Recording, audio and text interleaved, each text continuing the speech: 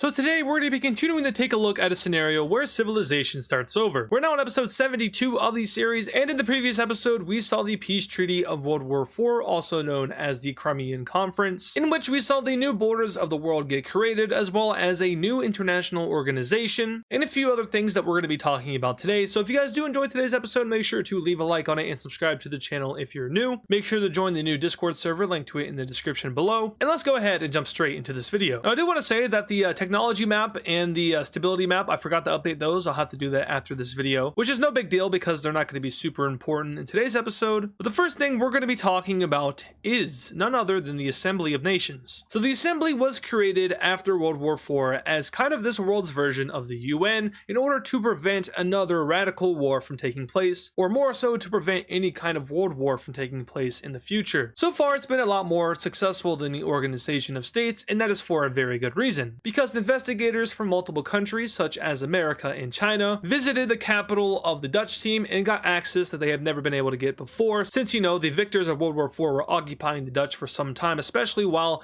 the coalition of the willing was fighting the old empire. These investigators had time to dig around the Dutch team's capital, and they found something that is not so great. What they found was the original documents and plan for the Organization of States, and upon reading further into it, they discover that the Organization of States was an attempt by the Dutch to influence and manipulate countries into leaving behind their democratic principles, adopt extreme right-wing ideology, and create a new world order under fascism. That was the main purpose of the Organization of States, and as we saw, many nations started to catch on to the weird ideas behind it and eventually left. Now, there were a series of founding members of the Organization of States, but the original idea was by the Dutch team. They're the ones that coined it, they're the ones that proposed it, and therefore they helped structure it and set it up to where they would be the ones secretly behind the scenes pulling some strings and hoping to get some of these nations to convert to fascism and join their bloc. So the new Assembly Nations, the intention is for that to not happen again, and for it to actually this time serve its purpose, much like the real life UN. In fact, it's almost a carbon copy of that, and we're coming down to West Africa to talk about their leader. I'm closing up some of the plot points real quick if you guys want to see some action, and maybe skip ahead in the video, but this is all lore and plot points, and I do want to clear up World War IV a little bit more. We will also be doing a very quick power rankings here in a second.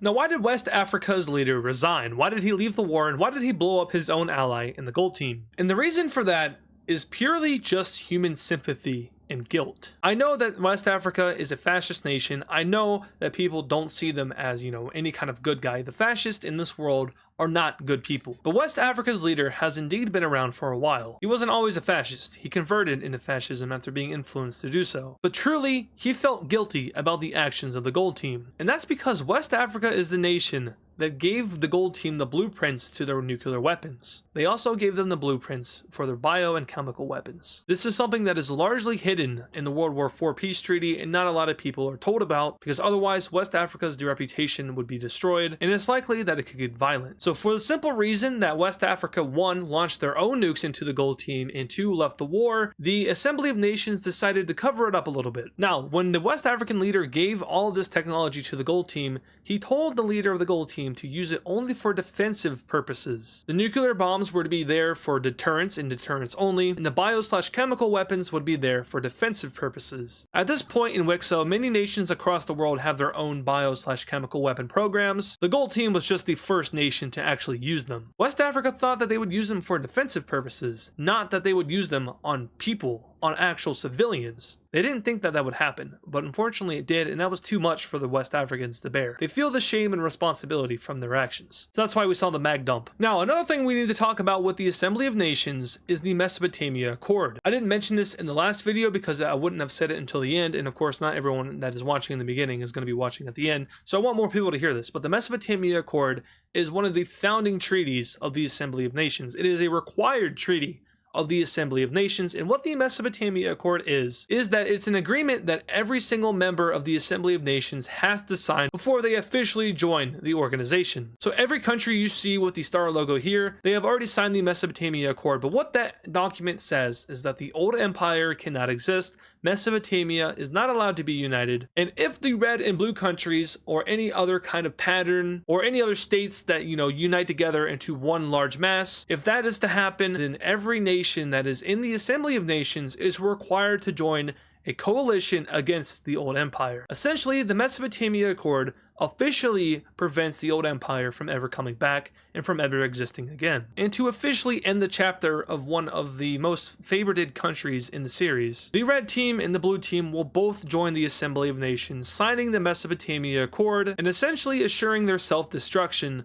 if they ever try to go against this treaty. The people of Mesopotamia will take it. There is unity within these countries, and essentially it kind of functions as a mini old empire, or a very separated old empire to say. More on that here in a little bit. But as for the Assembly of Nations, there is yet another accord/convention that is created, and this is the Golden Convention. It's called that because it is essentially WICSO's version of the Geneva Convention. The Golden Convention states that the value of human life should be prioritized by every single nation in the world, and that there are a series of things that you cannot do to your own civilians. There are a series of things you cannot do during warfare. Essentially, this is just basically an exact copy of the Geneva Convention. But we're getting into the age of modernization, which is what this next era is called, which means that these human life roadblocks, if you want to call them that, do exist. You can no longer kill your own civilians. That is an international crime. That is a war crime, a crime against humanity. There will be punishment for that. And much like the Mesopotamia Accord, you are required to sign the Golden Convention document before you join the Assembly of Nations. But in Mesopotamia, a new sense of feeling will develop for the people. They're already very united, you know, they're very pro-Empyrean, but now the Mesopotamians are going to get a new feeling, a feeling of hate, a feeling of isolationism, a feeling of distrust, a feeling of disloyalty towards foreign nations. The old empire was without a doubt betrayed by not only India, but other nations across the world following World War IV. The old empire was one of the reasons why the Democratic Coalition as well as the communists were able to come out on top. Everyone knows that, but yet they were still invaded. So isolationism becomes a major policy of both the red and blue teams as they lose interest and trust within their neighbors. Anyway, that is all of the lore that I'm going to be giving for this episode. Now let's focus in on the future, as well as the years or months that follow the War of Absolutes or World War IV. So firstly, looking at the ideology map. I will admit to you all now that ideology is going to become a lot less important in the age of modernization. That is mostly because a new aspect is coming to the series, which I'm not going to go ahead and tell you right now, but I'll tell you in a few episodes from now. But ideology will become less important, and I do want to go ahead and come down to Europe. Now, Europe was the site of the breakout of the War of Absolutes. Both the Dutch Empire and the Roman Empire ran out of room to expand. These were both expansionist countries, but eventually, as we saw, Europe got filled up. There was no longer any room for these countries to expand, and if they were going to expand anyway, it would have started a world war, which is what we saw happen. But for a long time, there wasn't any expansion, and instead, the communist and fascist blocs played games against each other. These games were of course political games, and more specifically, they were elections. Essentially, the two sides started to try to outrank each other in foreign elections in order to build up the strength of their respective blocs in order to overthrow the other. So during the Age of Aggression, while many of the other regional powers across the world, like the Gold Team, the Green Team,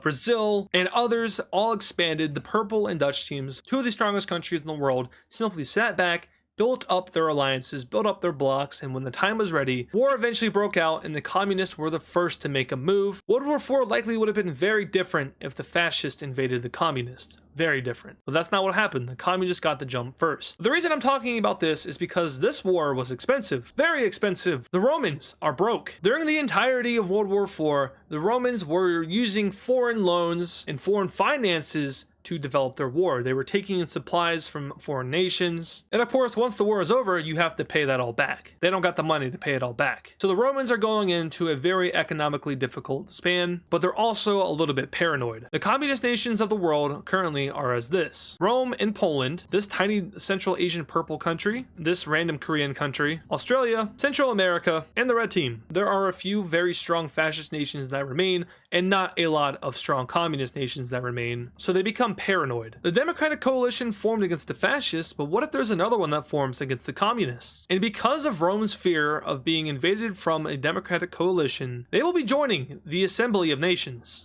This is a pretty surprising move considering that the Romans are typically very isolationist ish, only when it benefits them. I mean, really, the Romans in this case, they're always very, whatever benefits our country, we don't really care about anyone else. But they officially joined the Assembly of Nations, and they hope that this will prevent the democratic countries from forming a coalition against it, since the Assembly of Nations is at this point founded by and ran by the democratic nations of the world. And now it's time to take a look at those power rankings I was talking about earlier. And I'm going to be going through this very quickly, and I probably won't be explaining too much. But at this point, the strongest nation in all of WICSO as of episode 72 is China. At number 2 is America. At number 3, we have India. At number 4, we have Brazil. And at this point, we are going to have kind of a drop off in total power. Similar to what we saw before World War IV, there is a big gap between number 4 and number 5 on this list. So China, America, India, and Brazil, they are, I guess, these superpowers of the world at this point. Not all of them are nuclear, but not having nuclear bombs in this world doesn't mean you can't be a superpower. At this point, nuclear bombs are basically forbidden. Like, no one wants to use nukes. So it's not a requirement to be a superpower. And these are your 4 superpowers, like I said, China, America,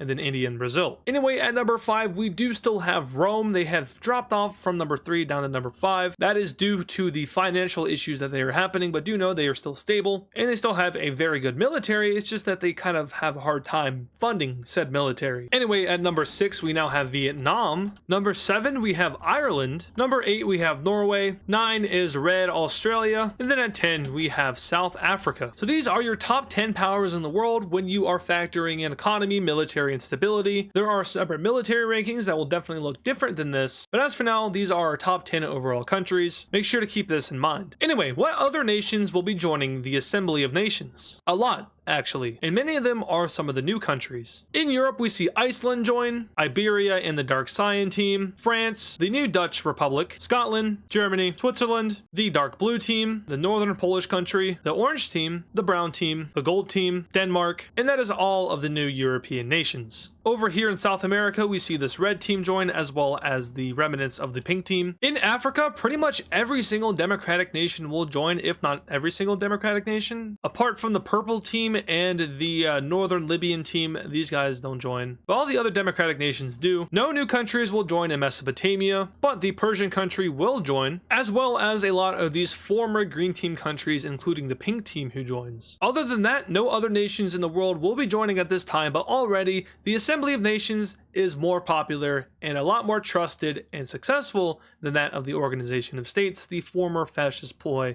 by the Dutch Empire. So if you're anti-war, this is a really good thing. A lot of the nations of the world are finally coming together and international order is being established. There's going to be an international court of justice, much like in real life. A security council will eventually be created of the top powers in the world. That will not function the same as our real life UN. I'll explain that in a later episode. There's also going to be the assembly, or the actual parliament of the Assembly of Nations. That will work the exact same way as the real life one works. Another branch that will be created that works the same way in real life is the humanitarian branch that deals with, humanitarian aid or humanitarian crises across the world. I'm forgetting some branches of the UN, but they might be there as well. Oh, there's one that deals with like post-colonial states that doesn't really exist in real life or in WICSO, so that branch isn't made because there's no colonization at this point. So now we are going to fast forward a little bit. Post-World War IV is a difficult time for some countries, and the finances of the world are a little bit down the drain. There are a few select countries that are prospering right now, a few select countries that are doing extremely good, well beyond than what they have ever have accomplished before. Economically prospering, their military industry is booming, and capitalism is reaching a stage much similar to what it's reaching in real life in a lot of these countries. Technology is starting to rapidly advance, even beyond what we see in our present-day modern world. It has now been 5 years since the end of World War IV, and not a single war has broken out. The Romans, though, are still financially broke. Everyone laugh at Rome. But a lot of countries at this point have rebuilt. Now, I do want to say, when I added all of those countries to the Assembly of Nations, that has been slowly happening over these 5 years. They didn't all just join at once, obviously. Other than the founding countries, each nation joined at a different time slowly over these 5 years, and eventually this is what the map looks like 5 years later with every single member. And the first event and map change that we see post-World War IV takes place in the British Isles. a union takes place. Scotland will officially be joining the Republic of Ireland and will officially be integrated into the nation. This was actually a plan that the Irish and Scottish had pre-World War IV. These nations are two of the closest nations in the world, very, very similar nations. And they made plans for unification, and then World War IV broke out. Ireland joined the coalition. It couldn't happen, but now, 5 years later, it's happening. Scotland ceases to exist, and instead is peacefully integrated into the Republic of Ireland. And now, for the first time in WICSO, the entirety of the British Isles are under one nation. But that isn't the only unification that we see, because a few months later, two other countries decide to unite, the Purple Country and the Red Teams, or Borneo and Sumatra. These two Indonesian nations also had plans for unification right before World War IV happened. And these unifications that were about to take place before World War IV would have definitely changed the environment and atmosphere of the Age of Aggression and eventually the War of Absolutes, because unity isn't something that you typically see at a time of crazy radicalization like we saw. It very well could have started a new movement that maybe would have peacefully brought down the communist and fascist fronts. But unfortunately, the War of Absolutes broke out before either Ireland and Scotland or Sumatra and Borneo could have united, which delayed the unifications until now. Officially, the Purple Team will integrate into the Red Team, forming a new regional power down here in Oceania.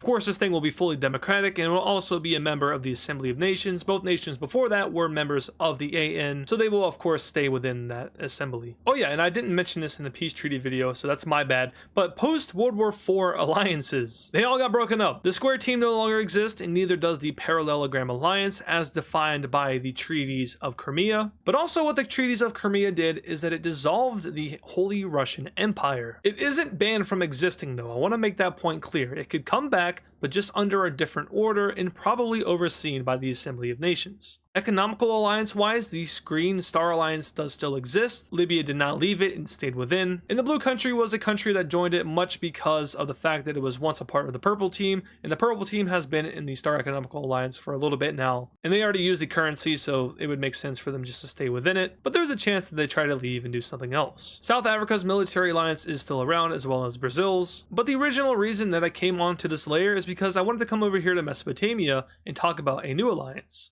And that alliance is going to be the Circle Economical Alliance, created by the Red and Blue Team together. The MEO, or the Mesopotamian Economical Order, is exactly that. A common currency is established, and each member of this alliance will use it, and it's the exact same currency that the old empire used when it was all united together, not only before World War IV, but also before World War III when it officially dissolved. So they're basically just centralizing the old empire's currency amongst the borders of these individual sovereign nations. And this currency will also be offered to the other nations of Mesopotamia. The Dark Purple Team will quickly switch currencies. They will get aid from the AN in the process of doing so because, switching your currency is a very lengthy and often hard process, but nonetheless, they go through with it. Palestine will join this economical order, and surprisingly enough, the Pink Team will as well. Now, this is a regional economical alliance, and it does have requirements to join it, and those requirements, of course, are that you have to be a part of the former Old Empire at its territorial peak. So technically, the Gold Team is allowed to join this thing, as well as the Orange Country and Greece, all of Anatolia, Egypt, Sudan, even Persia is technically allowed to join it, as well as the Green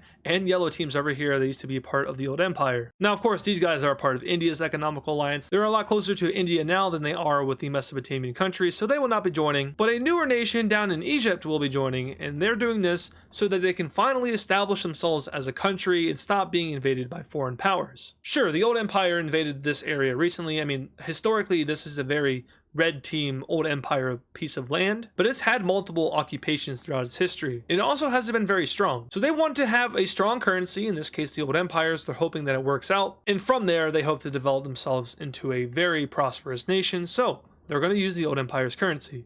We're heading on over here to North America, and more specifically to the Canadian countries, which all saw a very big economical boom during World War IV and after. This economical boom has led these countries to be some of the most prosperous nations in the world, in terms of quality of life, of course, but economically their currency is very strong. Throughout the years, these countries have been very culturally similar. Their language, of course, is similar, and if not, it's the same language, Dutch, which came from, of course, the Dutch Empire that colonized this region. So there's a lot of similarities which are going to lead to this next event, and that next event is going to be unification. Now, not full-on unification, not all of these countries are going to be uniting, but a series of countries around the Gulf of St. Lawrence will be coming together and uniting. And those countries include the blue one down here, the orange one over here, the purple one up here, the gold one all the way over here, and then finally the one up here. I was gonna call it Quebec, but I think that's more so Newfoundland. Anyway, these guys all unite together and put their capital city right here, the former capital of the Purple Team. Of course, all of these countries were already members of the Assembly of Nations, so there's really no like rejoining process, they just reintegrate in. And we have ourselves a new regional power up here in northeastern North America. But that is not the only thing that is changing with the unification of these countries. Coming over here to the religion layer. These guys' religion / culture or ethnicity, whatever you want to call it, stems from the Western Europeans, more specifically the Dutch Empire, but not anymore. They're leaving behind their old identity. And instead, they will be establishing a new one. This new identity is going to be known as Unitarianism. Not the same as in real life. This is a new term that I've just coined. And the main principle of this culture, religion, whatever, is that people are united under one. You are giving up your history, your culture, your heritage, essentially, and coming together to form a better society. One that doesn't have division, but one in which all people are actually equal. A true equal society. No longer will the Unitarians have to deal with different religious values that collide in society. No, everyone has abandoned that. The Unitarians aim to move to a new age where humans just don't fight. Instead, the human race is united under one for the better of the whole world. That is the main principle of Unitarianism, and that is what we have established here in northeastern North America. Now you might be wondering, is there religious freedom in this country? Yes, of course there is. But the government here is pushing this new thing, this new ultimate thing that is going to save the human race, save it from war, save it from inevitable destruction, because as we've seen, humans just tend to destroy themselves over and over again. Unitarianism is the solution to that. That is the solution that this country has coined. Internationally, people look at this thing as something new, something different, something weird. It's asking you to give up your heritage for the future, and of course, a lot of countries, especially countries who are very big on sovereignty, are not going to like that, so there's mixed reactions across the world. But now we're heading on over to Eastern Europe, more specifically, this Lime country here. These guys were losers in World War IV. They were fascist, but they got overran and they had to install a new democratic government, but unfortunately for this new democratic government, it's not going so well. Now, of course, it's been a few years, maybe a decade since the end of World War IV, meaning that we're starting to see how these newly flawed democracies are coming into order. And with that, we get a few countries, such as these two Mesopotamian countries, who become full democracies. But in this Russian state, something else takes hold, and unfortunately, authoritarianism finds its way back in Russia. A dictator is installed, and the people of this country are once again under the fist of a ruler. Now, this nation is not in the Assembly of Nations, meaning that there's nothing that they could have done to prevent this, but it also means that there probably won't be any intervention on their part, and that's because, hey, you remember that old one, the Organization of States, that was actually a secret fascist ploy to overrun the world order? Yeah, the Assembly of Nations doesn't want any kind of that around them, around their name, and if they were to, go into this country and topple the government, then that would kind of look exactly like the Organization of States. So the AN will not intervene in this matter. They want to make sure that their organization is trusted by the non-member states of the world. But now on the leader of this country. He is kind of what we would call a modern warlord. This dude wants to expand his country. He is embarrassed of Russia's fate. It fell after World War III, and then it got even more messed up in World War IV. The people are all over the place. It's disorganized. They need someone to fix it, and he thinks he can do it. His solution to doing it, though, is something that a lot of people probably wouldn't agree with. He wants to go to war. He wants to annex these territories, put them all back together under one Russian country. And the first nation of which they will be attacking is none other than the dark red country up here. Once a part of Russia, the red team here has done absolutely nothing since it broke away. It's fairly neutral, however, it is a full democracy, meaning that support for this country would likely roll in from the foreign countries. However, on paper and compared to the Lime country down here, they don't really stand much of a chance. The warlord sends his armies straight into Russia and captures all three of their major cities within the first couple of weeks of the operation. There's one over here. I'm gonna be honest with you guys though, I don't really think you can establish a major city there, so we're just gonna pretend that never existed. And with the armies of the Lime team pushing in, very unequipped, very poor, and in not good condition, however, still more than that of the red team, they will be forced into surrendering over to the warlord. The red team is a really large country, and it just fell to a smaller country, which is something that a lot of neighbors of this country are going to take note of. While radicalism was indeed defeated and pushed back to its corner in World War IV, nationalism is still technically a thing, and it's something that can be weaponized, and that is what this warlord is trying to do. He's trying to create a new identity for Russia. Technically, this state is the core Russian province. They have their capital city in them, I believe. So the idea of bringing together all these people and giving them nationalism is definitely not far-fetched for this country to do. But let's go ahead and take a look at this peace treaty. And in this treaty here, we have this country annexing all of this land away from the red team, leaving them very crippled, very economically despaired, and also without a lot of population. I believe this is the first war that we have seen since World War IV, and of course war is something that is going to be a reoccurring theme throughout history. All the nations on this map know that. The goal of the AN isn't to stop war completely, it's to stop radical war and large global wars. They recognize that small regional wars, it's just unavoidable. They've been through 4 world wars, they know this by now. Now what about the people of this country? Because are they just going to, allow for this warlord to come in and just be their new ruler? Well, this guy has a pretty interesting approach. While still being authoritarian and technically a dictator, he's going to present himself as kind of a savior of the Russian people. He offers himself as a strongman, a populist, someone who will fix all the problems of the country, and instead of relying on a government or a parliament or what are these democratic things that they're trying to push, instead you can rely on me. I'll fix it all for you. That is populism. That is what we see in the United States and a lot of other countries across the world. Here it is being applied, and here it will be equally as effective. This warlord becomes very popular within his own country, and Russians across the world are recognizing this as a repetition of history. This is what happened when Russia first formed. But moving away from them and now focusing on the red country up here, like I said, they are just crippled. They cannot function as a country on their own in this state. So instead, they make a decision and they unite with the brown team. The brown team is another country which, probably isn't too economically prosperous, not too populated, but compared to what the red team just had to deal with, they would be much better off united under one, and so they do it. Another large Russian country now presents itself up here, but very soon it could be the target of this warlord. Now we're heading back down here to Mesopotamia / the Middle East. Here we see a new country join in on the Mesopotamian economic order, and this time it is the country of Sudan. These guys were previously a part of the old empire, they were also an ally of the old empire, and they will be integrated into this economical alliance for economical purposes, of course. But now we can finally start talking about what I said at the beginning of this video, the idea of space and space exploration. Now at this point in what I've said so far, the WICSO countries, they have satellites in space, but I've never talked about the actual people of the world going into space. So now I'm here to go ahead and clarify that. The continuous global wars of the world have indeed made it difficult for countries to want to approach space. Of course, the desire to do so is there, especially amongst the larger countries in the world. But the continuous global wars have just pushed them back. That doesn't mean that they haven't went though. It just means that compared to real life, they haven't done as much. The first country to send a man into space was China, and they did it just before World War IV. China went into an age of isolationism following World War III, and they took that time to, one, develop themselves, but also to spend money and research into space exploration. So they were the first to put a man in space. Since then, there's been a few more. India has done it, America has done it, and Ireland has done it. But what about the moon? Have they been to the moon yet? And the answer to that is yes, they have. The first country to put a man on the moon was none other than India. While China was the first to put someone in space, India made it to the moon first. But since then, no one's really went back. They went there, collected some samples, saw some things, and then left. Much like in real life, there's just no real point to going to the moon. Sure, you learn some things, you do some scientific research, stuff like that. But as far as these countries go, there's no real objective there. There's, it's cool going to the moon. You can say that you left the Earth. But since then, India has basically just told the rest of the world that, hey,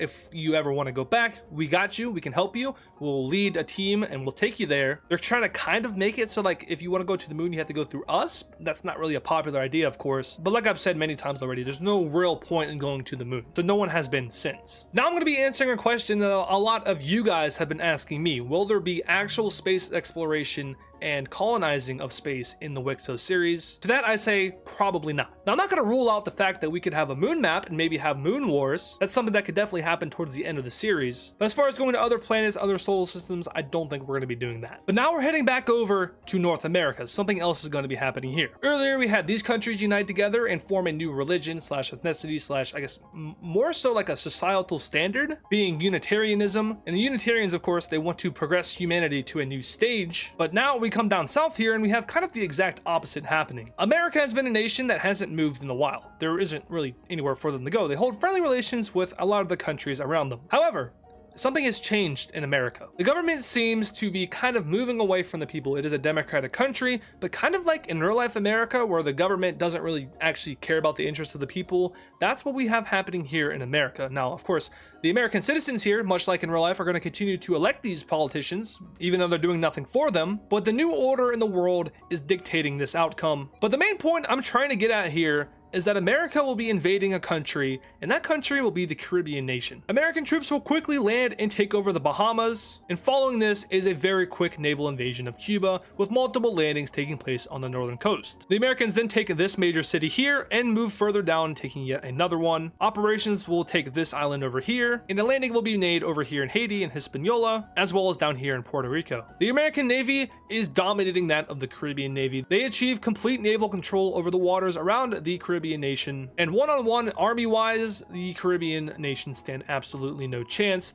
as America will roll through all of these countries, and eventually, after being beat all the way back to the Dominican Republic, we had the surrender of the Lime Team over to America. Now remember, that also includes all these archipelago of islands down here getting near to the coast of Brazil. A lot of countries will come out against this, and more specifically, we have the communist Central American countries speaking out against this action, we have Brazil speaking out against this action, and with Brazil speaking out against it, we have the fascist nations of the world speaking out against America's actions. Essentially, it's like, oh, when I do it, it's a problem, but when you do it, it's fine. We have classic imperialism here. America will be fully annexing the Caribbean country. And with that, America's influence starts to shift. Before, they were just kind of limited to North America only, but now they reach down here to the waters of South America, and more so, they threaten Brazil. Now, what does the Assembly of Nations have to say about this? The Americans are a founding member of the Assembly of Nations after all. They were one of the members of the Coalition of the Willing who fought against the old empire. So this move kind of seems hypocritical, right? Of course, you know, some countries are going to speak out against it in the AN. But then we see the creation of the Security Council within. This Security Council is essentially the exact same as the UN Security Council in real life. And in the announcement, of course, America is revealed as one of the Security Council members, but you also have India, China, Ireland, Greece, South Africa, Mexico, and Tibet. These 8 countries will ascend to a higher level, being now the Security Council members of the Assembly of Nations, and much like in real life,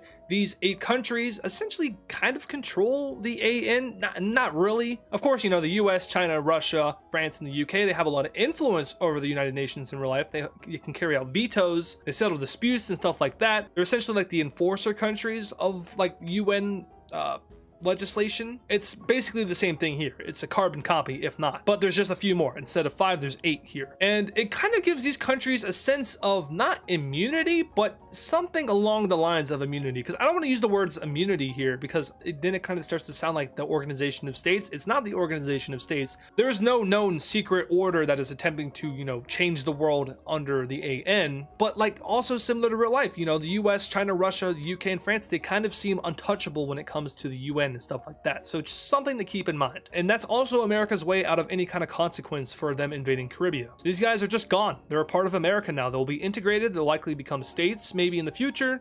Who knows? We'll see. But we're not done in this region just yet, because Mexico will also be carrying out a military operation of their own. Another Security Council member will be invading a country, and this time Mexico will be going after the Yucatan country. Mexico is another one of those nations that, you know, just haven't really done much since the War of the Greats in previous episodes. But with fascism and communism dead and radicalism dead, the old powers of the world, well, I don't want to say old powers, but like some of the more quiet powers of the world are no longer hiding their voice. They're coming out and they're doing what they want to do. In this case, Mexico will be taking over all of the Yucatan Peninsula, and they will be fully annexing it, making this country cease to exist. Now, notably, the Yucatan country was a member of the Assembly of Nations. This is the first time that one AN country has attacked another AN country. Is there a response to this? Sure, of course there will be. Multiple countries, notably non-Security Council members, will attempt to pass some sort of legislation condemning Mexico for their actions, maybe imposing economic sanctions, but it will not pass. The Security Council will veto it. And the basis for which they give their justification for vetoing it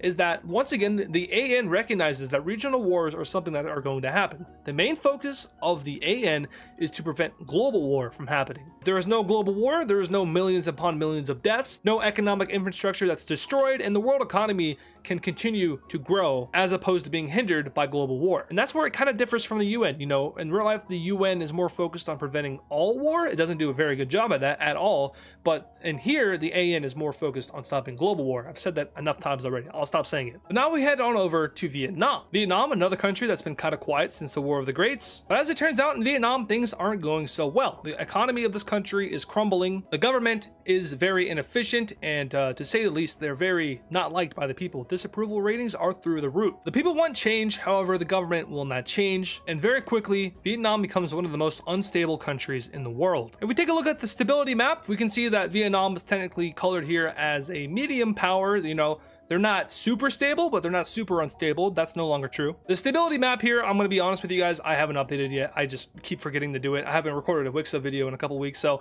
it's been a while for me, and I just completely forgot. We will update it soon, though. I promise you that I will. Ignore the rest of this map. It doesn't matter right now. What does matter, though, is Vietnam's color, and we see that they go from a red color over here, which is like, you know, basically on the brink of collapse, into a dark red color, which means that they are actively in a state of collapse. They are actively collapsing. The people are done, the government is falling apart, and basically anarchy is ensuing in Vietnam. There's a nation to the north of Vietnam who has a historical rivalry with them, a nation that saw their ally be consumed by Vietnam. And that nation, of course, is China. China remembers what Vietnam did to them in World War III. China remembers their old ally in South China. And so we have the declaration of war. China declares war on Vietnam. Notably, not a member of the Assembly of Nations, meaning that China likely won't get too much backlash for this. But the Chinese send in their military, and their goal here and justification here is the liberation of the people of Vietnam. China calls out the government of Vietnam, saying it's inefficient and that it isn't doing enough to help its people. China is trying to present themselves as the good guys in this war, despite the fact that they are technically the aggressor in this war. So they send their troops in, and the invasion of Vietnam goes very easily. Oftentimes, the Chinese are actually met with open arms in the major cities that they are taking away from Vietnam. And that's most likely due to the fact that these major cities were once a part of South China, a former ally and very close ally of China, before the War of Greats and before Vietnam annexed them. So China's invasion of this region is easy, to say the least. Now, it's easy, of course, until they get down to actual Vietnam, and this is where it gets a little bit more difficult, because Vietnam will be utilizing the ultimate tool of nationalism to fight back against the foreign invader. Nationalism, whenever you need your people to fight back, you just got to pull the nationalism card. I mean, it's easy. Every single time it works, I promise you. So the people in Vietnam are pissed off that they're getting invaded by China, despite the fact that their government is inefficient and doesn't do anything for them. The irony of that is insane. But China will begin to slowly slither their way down the major city coast of Vietnam, eventually getting towards their capital city. But it is here that we finally see Vietnam get their military together as they start to push the Chinese right back out of their country, liberating all three of these major cities. But then there's a whoopsie-poopsie that happens. India accidentally reveals that they're the ones funding Vietnam, and then China and India just kind of look at each other like,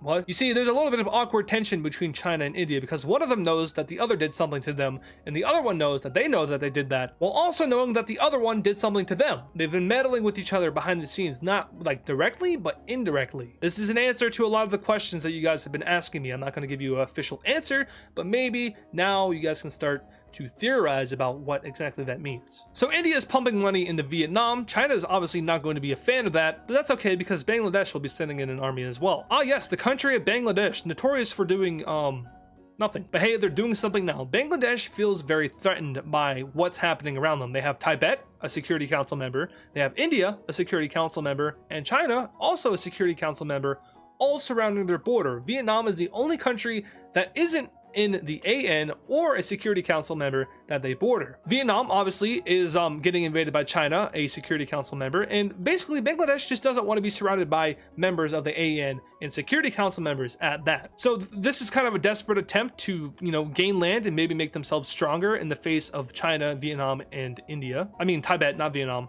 But with this new invading force coming in, we have Vietnam really not in a good spot. Nationalism can ultimately only go so far. Once you actually start to like lose number-wise, you're kind of cooked, and China at this point is the strongest country in the world. Vietnam did not crack the top 10 rankings. They were close, but they fell off a little bit, and that's mostly due to the fact that they've become so unstable. So the invading armies of China and Bangladesh will quickly go into Vietnam, and after the capital city of the country is taken, enough is enough. Nationalism turns its back to Vietnam, and civilian groups and militias start to rise up, oftentimes being aided by the actual military of Vietnam. These are probably military personnel that were just not involved in the war, instead were on the southern coast just to, you know, just in case there's a naval landing or some other sorts of invasion. But now these military groups are simply turning their backs to the government, and very quickly the idea of rebelling against the actual Vietnamese government becomes very popular amongst the military. Essentially, it's another one of these military coups that happen, but it doesn't happen soon enough because China and Bangladesh will both continue to invade even while the civilian militia and the actual military start to rise up against their government. Eventually, though, it will all fall as the civilian government officially declares itself the real government of Vietnam, and then they will work together with Bangladesh and China to work out a peace treaty in which Vietnam is still allowed to exist, but of course concessions will have to be made to the aggressors. So let's take a look at this peace treaty. No. Sorry, I was looking for the old borders of South China. Got an ad on my own video. Kind of sucks. So in this peace treaty here, we have the division of Vietnam occurring. Now, as you can see, South China has indeed come back. They have presented themselves on this map once again. But as you'll notice here, China will be taking land from South China. And this is actually a pretty good portion of land. And not only that, it's also pretty populated land too. But this is just simply China's war spoils from the war. They invaded Vietnam to get land, but also to give them a new government, meaning their justification in the first place is kind of questionable at this point, but it's China, the strongest country in the world, so don't question them. But they also take over the Strait of Malacca area, and this is a move that is very unpopular with some of the stronger nations in the world, and most notably the United States, aka America. It's not the United States, it's America, sorry. I always try to make sure that I don't call America the United States because I don't want people to, gain the idea that that is this world's version of the United States, because it's not, it's different. So my bad on that one. But China will be taking over the coast of the Strait of Malacca area. They will also take over the Singaporean area and also this island down here. Interesting. Once again, America and other nations voiced their disapproval of this. Also, India is one of those countries that does that. But now coming up here to Bangladesh, they will be getting this land over here from Vietnam. And as for Vietnam themselves, they of course will be getting a new government, one that is better than the last and one that actually cares about its people, hopefully. Vietnam will be a flawed democracy when it comes out, but it will also be joining the Assembly of Nations, and so will South China. So this of course is a move in the modernization direction. Vietnam before this definitely would not have joined the Assembly of Nations, but under the new government they figured that it would be best for them and their people. Another thing that we need to note here with South China at least is that their historical capital city was annexed by China. That's okay though, because it wasn't even their largest city. Their largest city, which is the one over here, will now become their new capital city, meaning that there really isn't too much of an issue with China, first of all, taking all this land, but also taking over the former capital. Now, of course, within there might be a few, people who are not happy with China taking land from them, but the majority are okay with it because it means that they are once again sovereign and they are once again a country. First of all, we do need to mention though that China is creating a new economic alliance, and this one is aimed at rivaling that of India's economic alliance, which, as we've seen over the past couple of episodes,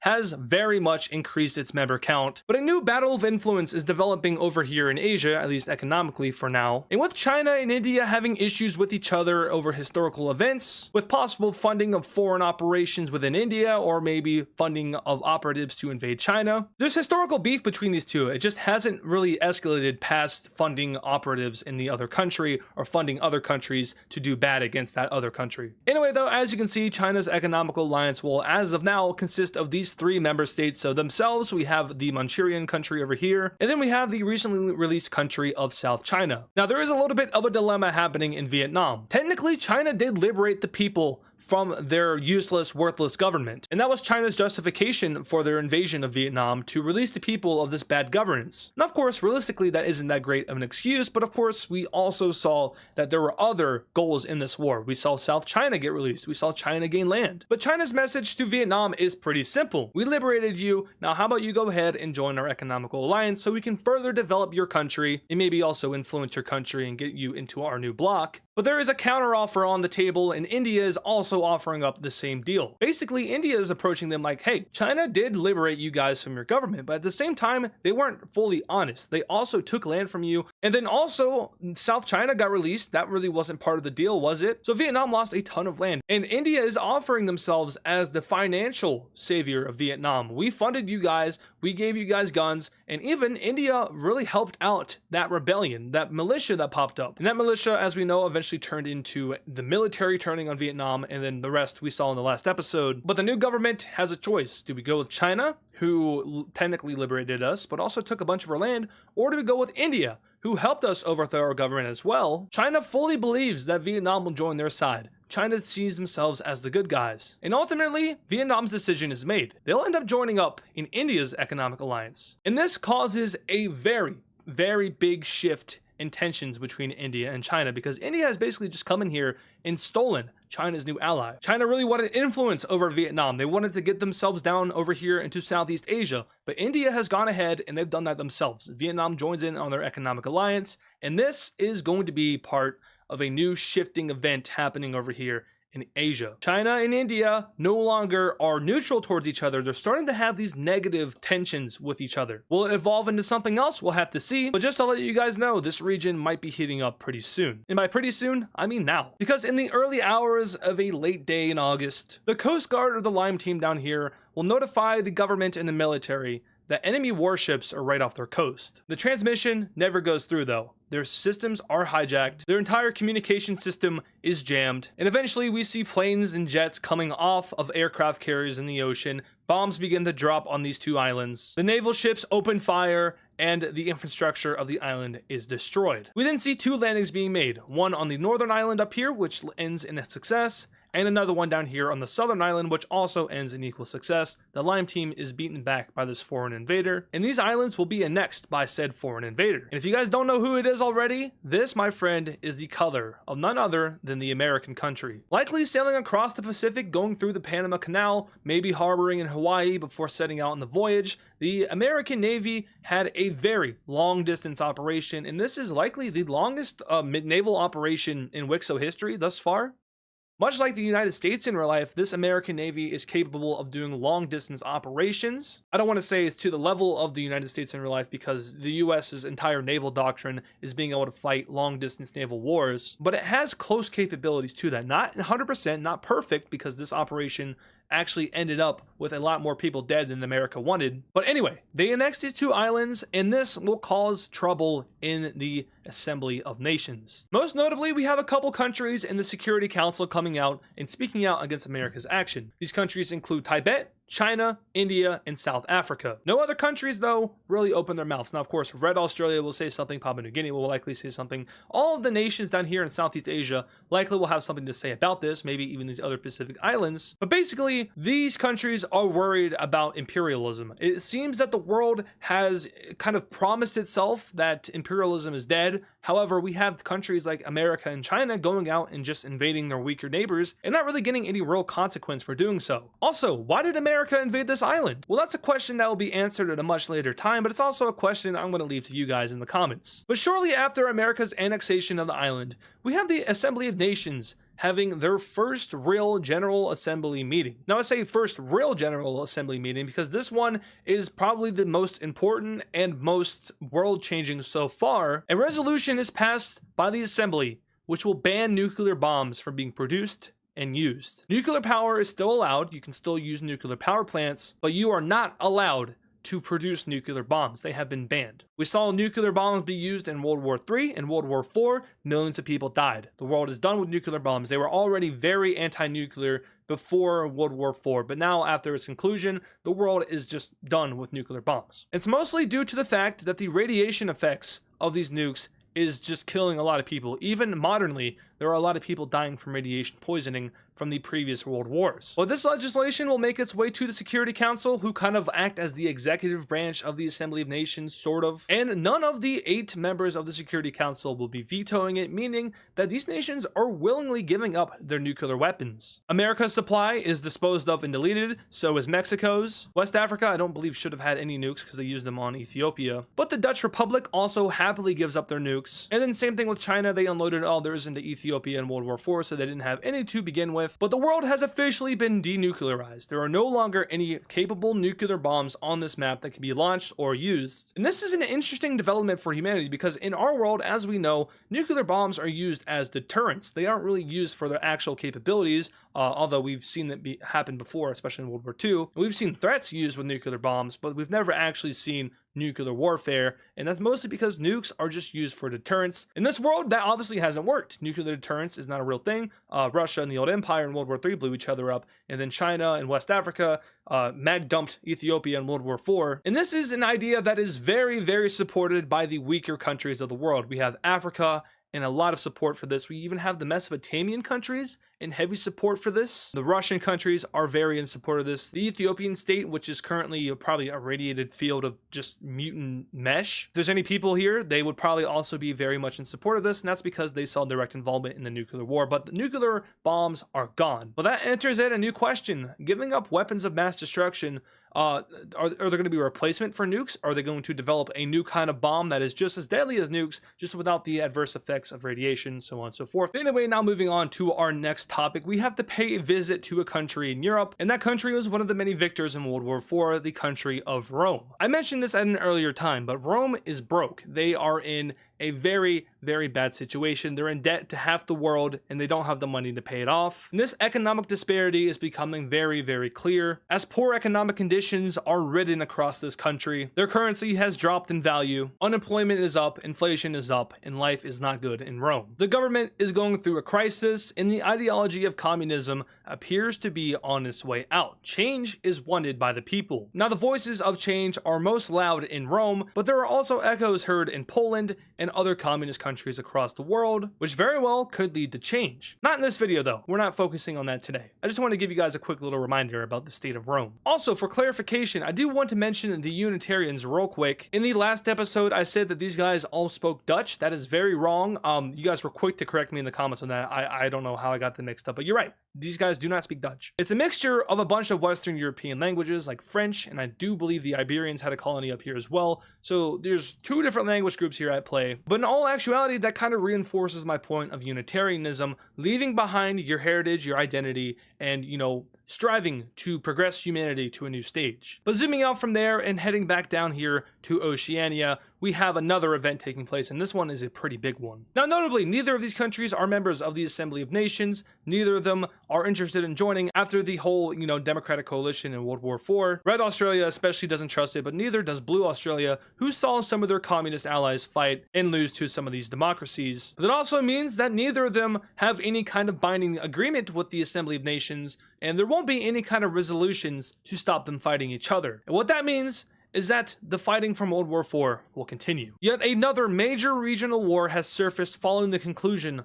of World War IV, the War of Absolutes. Vietnam was the first major conflict, but now we have the Battle of Australia unfolding, and the fascist powers in Red Australia are sending their armies straight into the major cities of Blue Australia. The communists will cry out for help, calling on their bloc to help them. That includes Rome, Poland, even these guys up here, the random communist country right here, even Central America. They're calling out to the communist bloc, but none of them will answer the call, and that is due to fear. The fascist bloc is still strong. All of South America at this point is basically fascist. And they don't want to escalate anything into another global war. They don't want another radical ideology war between the fascists or the communists. And the Assembly of Nations will do all that it can to stop the fascists from joining or stop the communists from joining. They don't want this to escalate, and they'll basically leave Blue Australia to die as the fascist powers overrun them. Slowly but surely, the major cities of Australia are taken by the armies of the Red Team, and eventually this thing will be prone to capitulation, and they will have to surrender over to the Red Team. And absolutely no mercy is shown in the peace treaty. Blue Australia will be fully annexed by their fascist neighbors to the east, and the communist bloc shrinks ever more.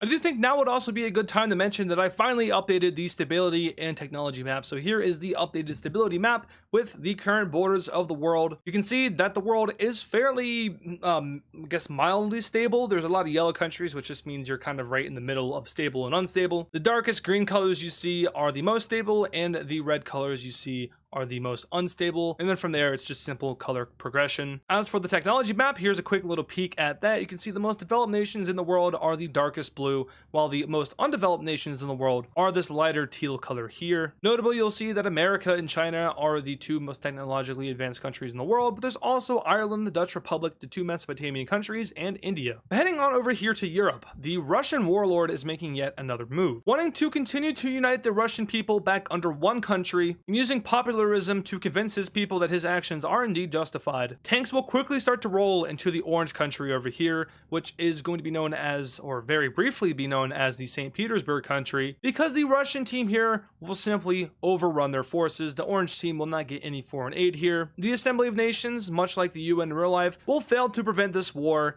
and this whole country will fall to the Russians. In the peace treaty, it is full annexation, and here is our new map of Eastern Europe. But for a quick second here, I want to give you guys a little bit of an announcement / insight into the end of the series, which is coming up probably around January on episode 100. And I want to emphasize how important the finale of this series is to not only me, but to the channel, to the community, to pretty much everything that we built in the past year, or when it releases, almost 2 years. And it was kind of hard for me to make the decision to, officially announce that I'm going to be ending the series. I've already made the announcement. If you haven't heard already, though, the series will be ending at 100 episodes, which is just about 25 episodes from now. Talking about the finale, it's something that I have been taking some time to think about. I want to think about how I'm going to end the series, and I'm not going to tell you guys how we're going to do it just yet, but the way that we're going to do it, I think you guys are going to love. And just to kind of, I guess, highlight how important this is to us, I want to announce that I am going to be hiring I'm going to be hiring people to help me with this ending. We're going to be probably producing our own music, and there might be some voice actors, maybe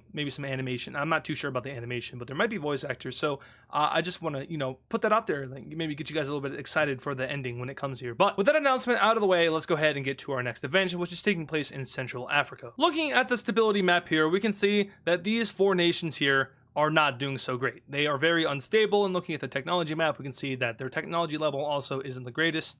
Ideologically, they're all kind of all over the place, but for the most part, they are democracies, these 3 right here, and that's who we're going to be talking about next. Now, this country right here was split up following World War IV. It was part of the treaty where these guys would be split, and they would be getting 2 new countries. Now, that plan has backfired. Simply enough, there just isn't enough people here for these countries to be realistically functioning. And the issue is so bad that the Assembly of Nations will bring it up, and they will attempt to pass a resolution to fix these issues. Now, of course, there is a slight issue, being that these 2 countries are not in the Assembly of Nations. So, in order to fix themselves and resolve and, save their people, they will make the decision to quickly join the Assembly of Nations. But that is more so of a facilitator process. This next little event will be facilitated by the Assembly of Nations. This is the first time that an organization or an international organization will help with the affairs of 3 different countries and help fix their problems. So this is a good look for the AN. What they do here is they come in and they make some amends to the peace treaty, basically saying that these countries,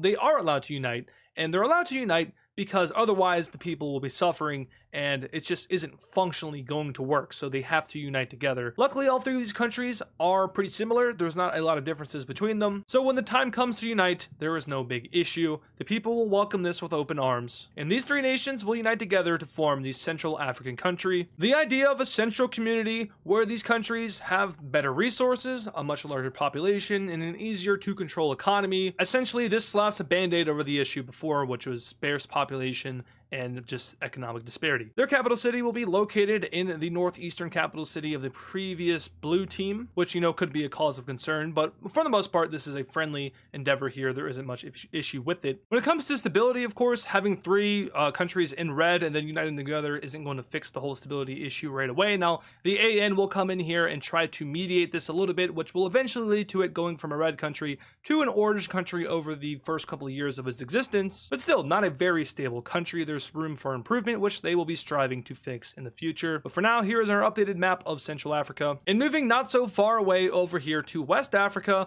there is also a little bit of turmoil inside. Now, these guys aren't necessarily unstable, it's just that their government is going through some change right now. We all know that the former leader of West Africa resigned in disgrace, or that's what he officially called it, but more so resigned because of the pressure of what he did got to him, and he just felt it would be best for him to step aside. But the new leader that preceded him is basically saying that this isn't working. This whole fascism thing just isn't working anymore. West Africa at this point is turning. They're changing, and they are becoming a democratic country. The leader, just like the person he succeeded, will resign and say, hey, we're done. We are flipping this country, and we are becoming a democracy. We're going to hold elections. We're going to allow for people to be elected, and we're not going to have this fascism thing anymore. We're not going to allow communism either, because, of course, the fascists aren't going to let communists just come into power, but we're going to allow for, just some standard moderate democratic candidates to come in. So in a shocking event, we have one of the most powerful fascist nations, if not one of the most powerful nations, period, flipping ideology and going into democracy. This will kind of send ripples across the world. Radical ideology isn't necessarily dead, but it has been pushed back to its corner. And with West Africa shifting, this could definitely mean that these other large nations could also feel the ripple effects. Tell me, have you heard the teachings of the prophecy, the ancient text of the Singularity Testament? This indeed holds the solution to our previously unanswerable question. How does humanity stop war?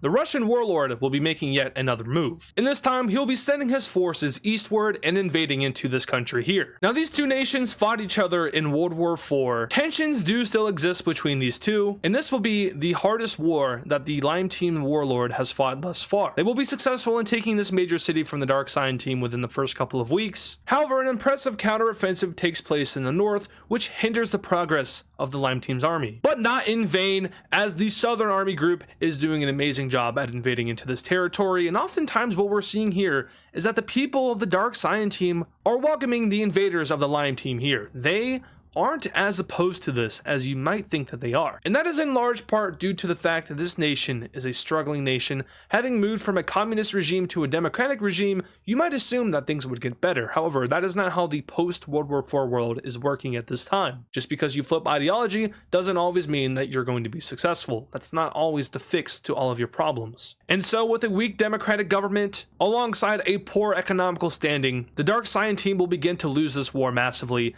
as their land is invaded by the Lime Team. They will call on some of their neighbors to help them out, more specifically the Gold Team and their previous ally in the Yellow Team, but neither of these countries will respond. Simply enough, it's not worth their time. Eventually, this major city is captured, and the Lime Team's army starts to use modern warfare tactics to basically just sprout out and capture these various major cities, and oftentimes, once again, they are met with open arms by the civilians. Eventually, the Lime Team will simply send an ultimatum to the government of the Dark Side team, and that ultimatum will say this: surrender now, and you will continue to exist. We will not fully annex you. That is not our goals in this war. Our goals are simply to go ahead and take land that we feel is rightfully ours, rightfully part of a Russian empire. This is the first time that the warlord has ever mentioned a Russian empire. Now, the Russian country was a thing in World War III and before that as well, but not a Russian empire per se. It doesn't matter though. The Dark Side team isn't going to win this war. They know that, and thus they will be accepting the ultimatum of the Lime Team. So let's go ahead and take a look at this peace treaty. And in this peace treaty here, we have the Russian country annexing all of this land from the Dark Side team. Around half of their country is now part of the Lime Team. And it's at this point that the Lime Team is becoming a seriously strong country. Look at all the major cities they have, look at all the land that they have, and remember the historical value of this land when it was a part of Russia. And speaking of Russia, it is on this day that the warlord presents himself in front of a crowd of people. Hundreds of thousands gather in the capital of the Russian country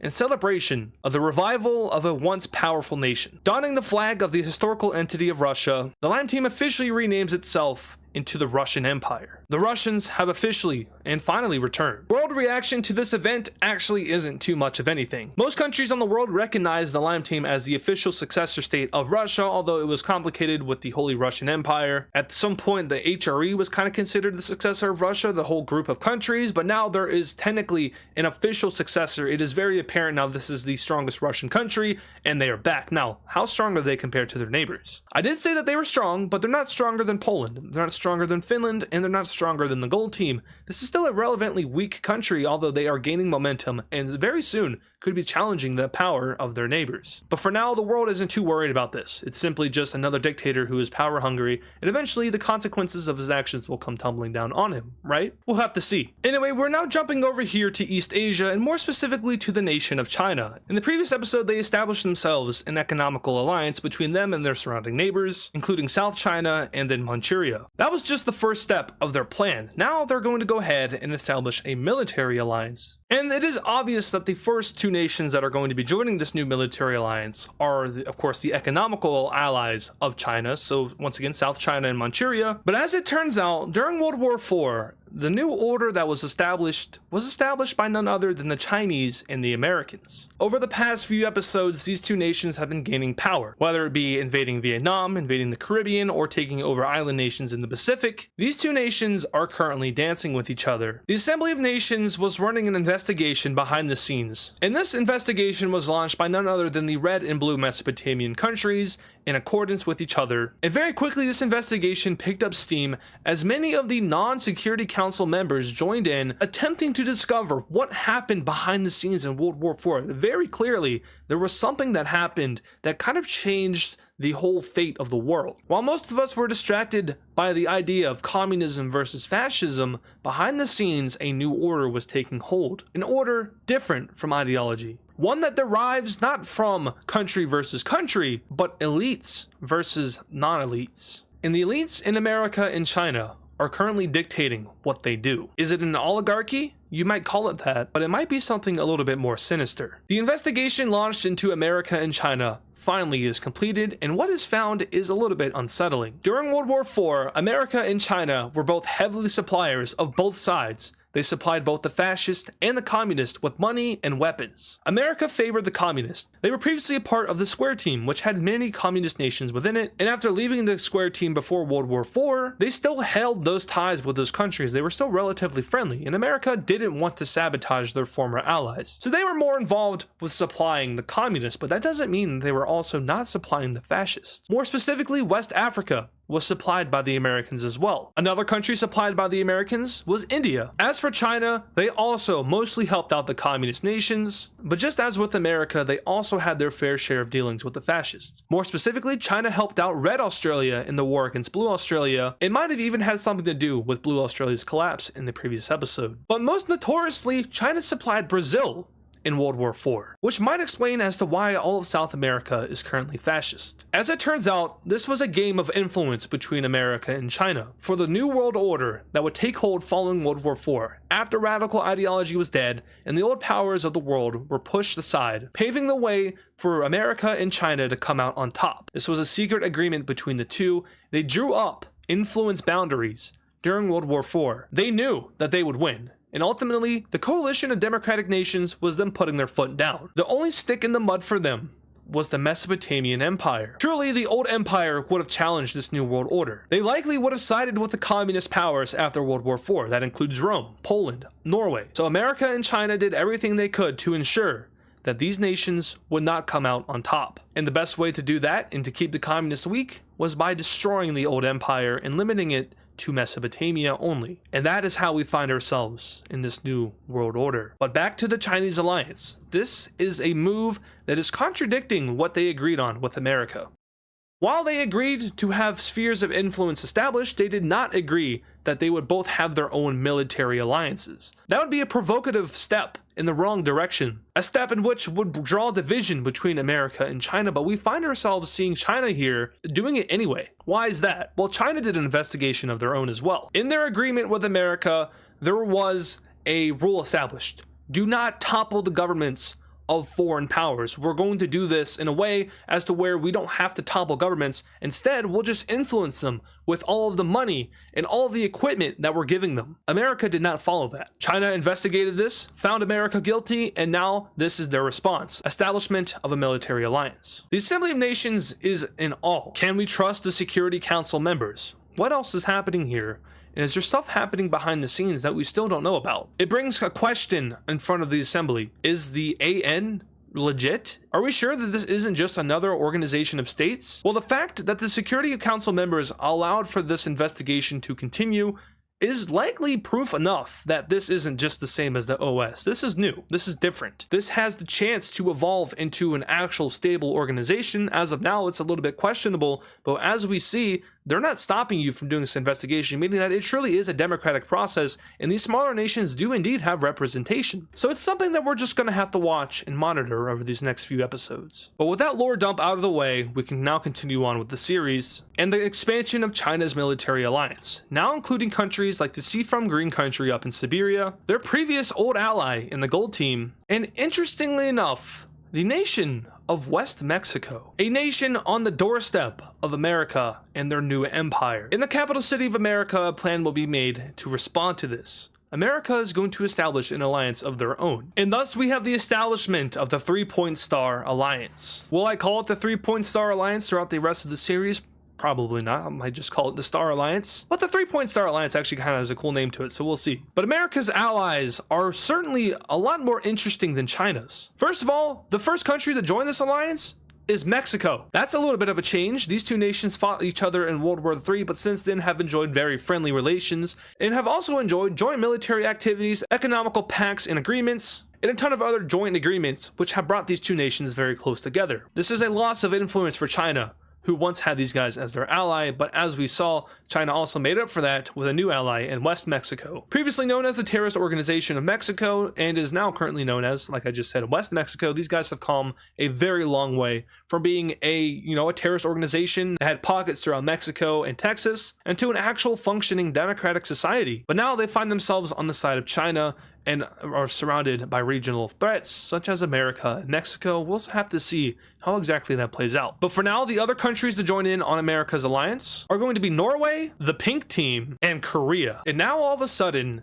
both America and China have proxies on the border of each other's nations. You can kind of see how these two nations, they're dancing, but the dance is getting a little bit intense. The world is very, very, very cautious about this. They're very, oh no, let's not have another world war here. Let's not have another, great power war between the strongest and the second strongest countries in the world. And that's where the Assembly of Nations comes in.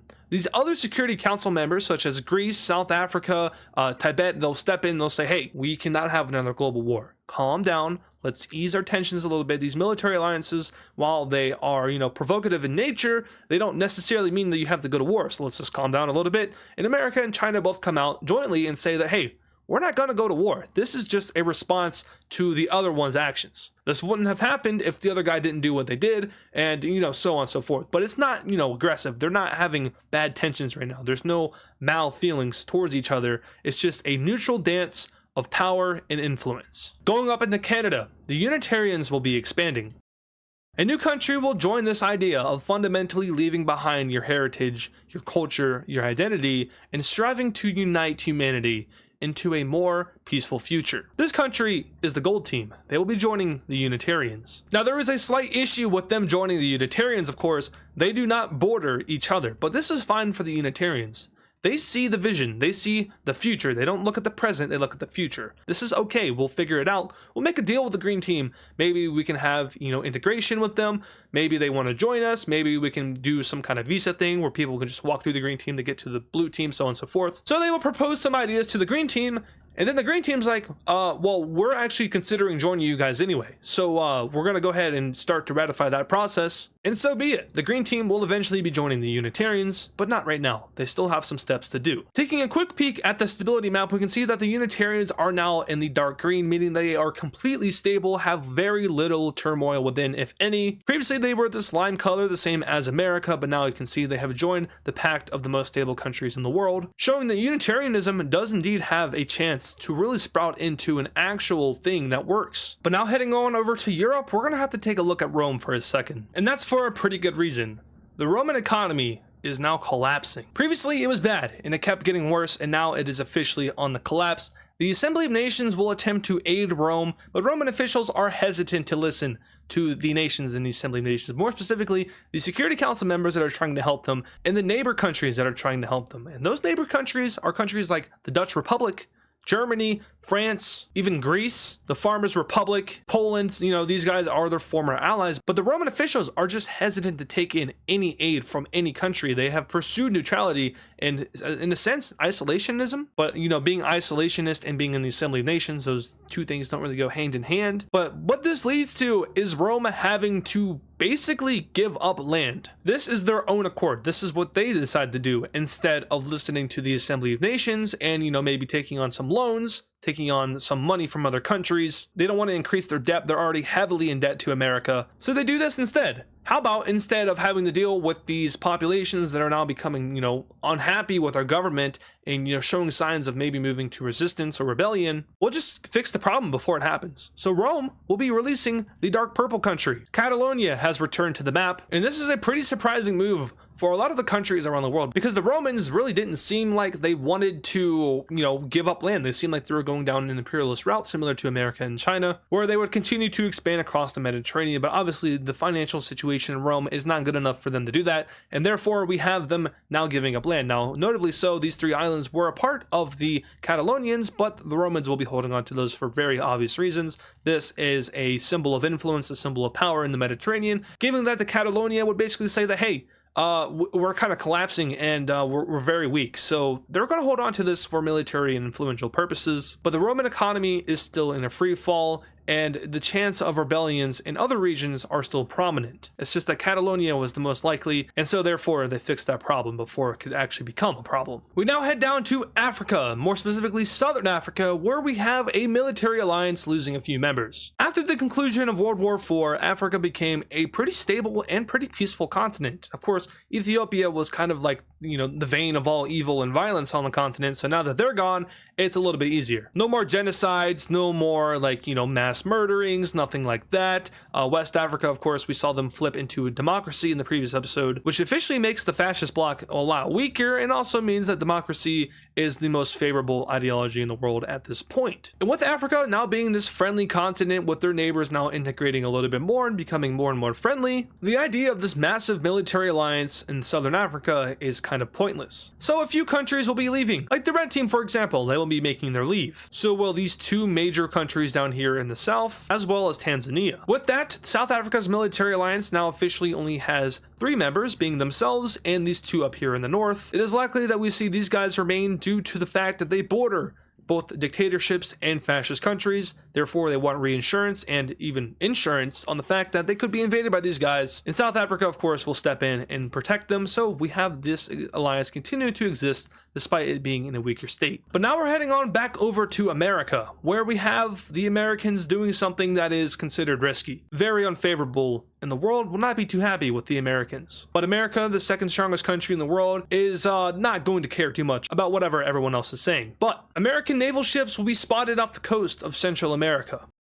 And eventually, much similar to what we saw with the invasion of that Pacific island in the previous episode, these naval boats will begin to rain fire upon Central America. The Air Force will take effect, dropping payloads over this entire country, crippling its military infrastructure and destroying all military institutions. We also see economical capital in this country attacked, and then the naval landing happens. American troops will be taking and seizing the Panama Canal. But not only the Panama Canal, no, there are bigger intentions here. America plans on taking over all of Central America. Now, they are stopped by the Darien Gap, the formidable geographic boundary, which you may not cross, but that doesn't mean you can't invade this way, so they will indeed invade that way. Now, Central America, not a member of the Assembly of Nations, so the AN will not be doing anything on behalf of Central America here. But once again, as we've seen before, the Assembly of Nations isn't too happy with the expansion of America and their inherent imperialism. So a committee will be called upon to investigate America, to look at economical sanctions and stuff like that, and that's where America puts their foot down. Hey, I'm one of the strongest economies in the world. I control a lot of the world's currency. I have a ton of influence over a ton of countries that even, I haven't highlighted yet. So back off. And then mysteriously enough, a lot of the countries on the committee just give up. They're done. They leave. The committee falls apart, and America will once again go unpunished for their imperialist actions. Did America buy off some of these countries? Probably. But more so, they used their influence that they built in World War IV. Remember, a ton of countries are in debt to America, like Rome, for example. They're in debt to America. Other communist and fascist powers. West Africa was one of those countries that was on the committee, and they're one of the countries that left. West Africa is in debt to America. And the whole idea of America playing both sides in World War IV doesn't really set well with their previous allies. Poland, for example, is now America's #1 hater. They feel very betrayed and backstabbed, but what are they going to do? They're all the way over here in Europe. Also, Poland feels the same way about some of their other allies, like Norway, for example, who, as we remember, left the war and had a little bit of a political change, and they now find themselves allied with the Americans. Poland knows that America probably had something to do with the whole government change in Norway and them leaving the war. Poland is not happy with that development, and they're a little bit mad at the people of Norway for just letting it happen. But back to the invasion of Central America, the American troops are seeing resistance, just not great resistance. But then we see something happen. and that is the invasion by Mexico. Yeah, they just allied with America, and to uphold that promise of being America's ally and being by their side, Mexico will be sending their army straight into Central America. The Central Americans did not see this coming, unfortunately. In fighting up against two major military powers, one being one of the strongest in the world, of course, the Central Americans are at a loss, and eventually their country will begin to crumble as foreign invaders take more and more land and more major cities, until eventually their capital city is lost, and they have no other option but to surrender over to the Americans and the Mexicans. America has secured the Panama Canal, one of the most important trade destinations in the world. The Panama Canal connects the Atlantic Ocean to the Pacific Ocean. It makes America's connection with China a lot easier because they don't have to go, all the way around South America or all the way around Africa. You just go through the Panama Canal and across the Pacific and you're there. Now, the Panama Canal previously was controlled by Central America and was open to all international waters, but with America now having control of it, that could definitely change. We'll have to see. But for now, let's take a look at this peace treaty. And in this peace treaty here, we can see that it is pretty simple. Mexico will be annexing these 2 or 3 northern provinces, and America will be getting pretty much all of Panama and control over the Panama Canal, now sharing a border with Brazil, one of their enemies. As for Central America, they will still exist. However, their government will be getting a new ideology, being democracy, moving away from communism and shrinking the communist bloc. But Central America was kind of like I don't want to call it an exact hermit state, but it was along the lines of that. But anyway, here is our new map of Central America, and in addition to getting a new government, the Central Americans will also be joining in on the Assembly of Nations. Interestingly enough, on the exact same day that we see West Mexico join in on the Assembly, making it so that North America is the first continent to have every single country within it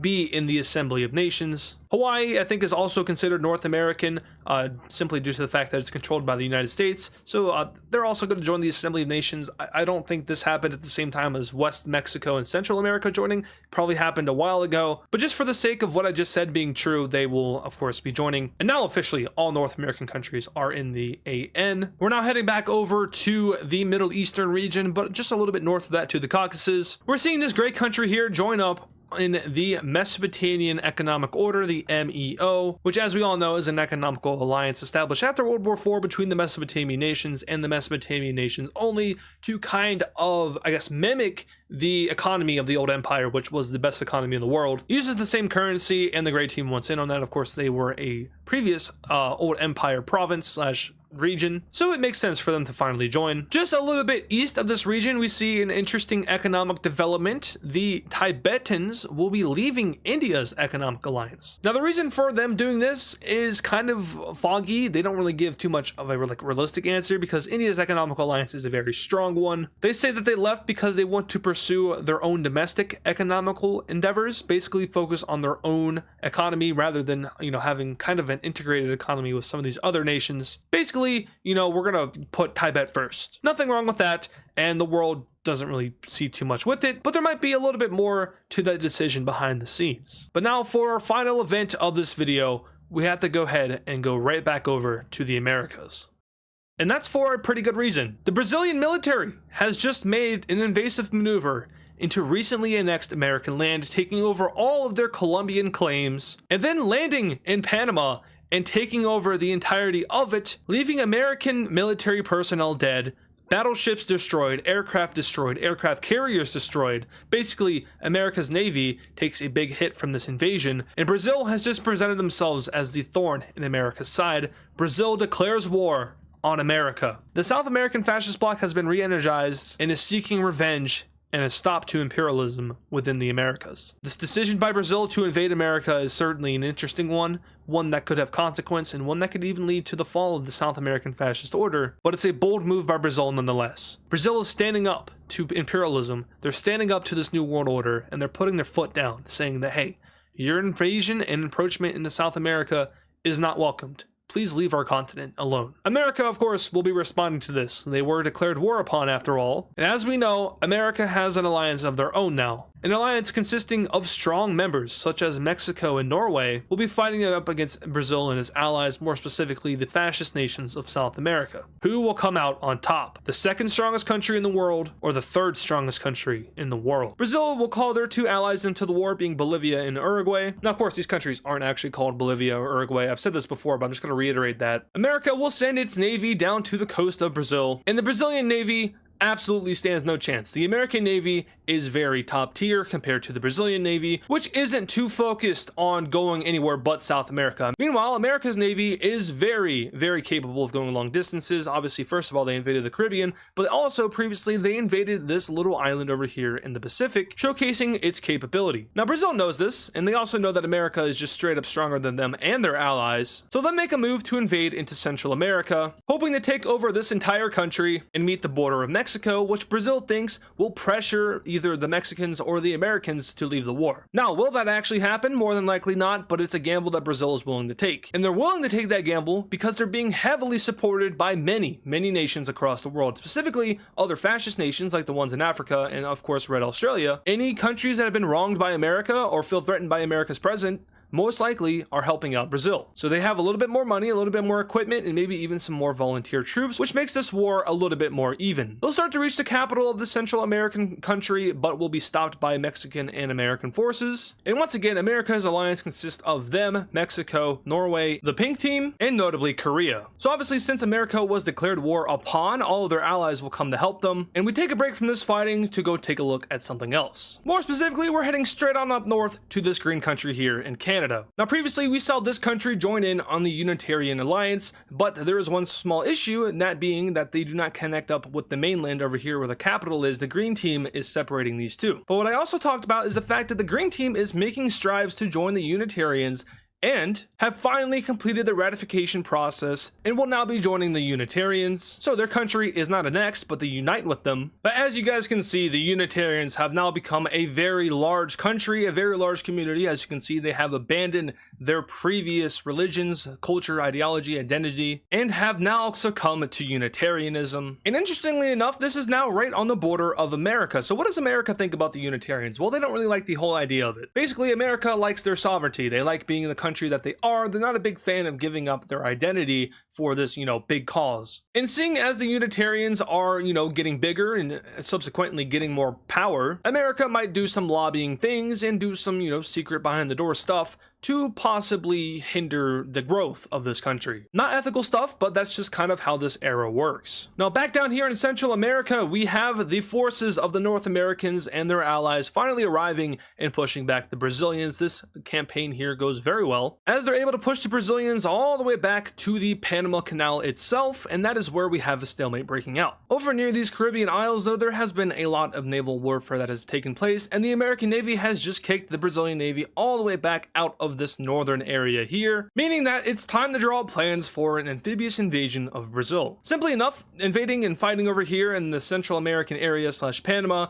isn't going to win any wars. In order to win this war, either one of these countries will have to invade the other, and America will be the first country to make a move, making a landing over here in what is technically Colombia. Another few landings are made, but these are more so capturing the various islands around Brazil, so Trinidad and Tobago. But this is the main naval landing here, and it goes pretty well. America and its allies will begin to pour troops into this landing in hopes of, starting a big front against Brazil and their allies, which also involves snaking this front line down here to where the fighting all began and where Brazil started their invasion. Another naval landing is made just south of this island here, and this one goes well as well. And then another landing is attempted to be made over here where Trinidad is, but that one fails and the Americans lose a lot of troops. Over here, military action will go ahead and capture the entrance into this bay right here.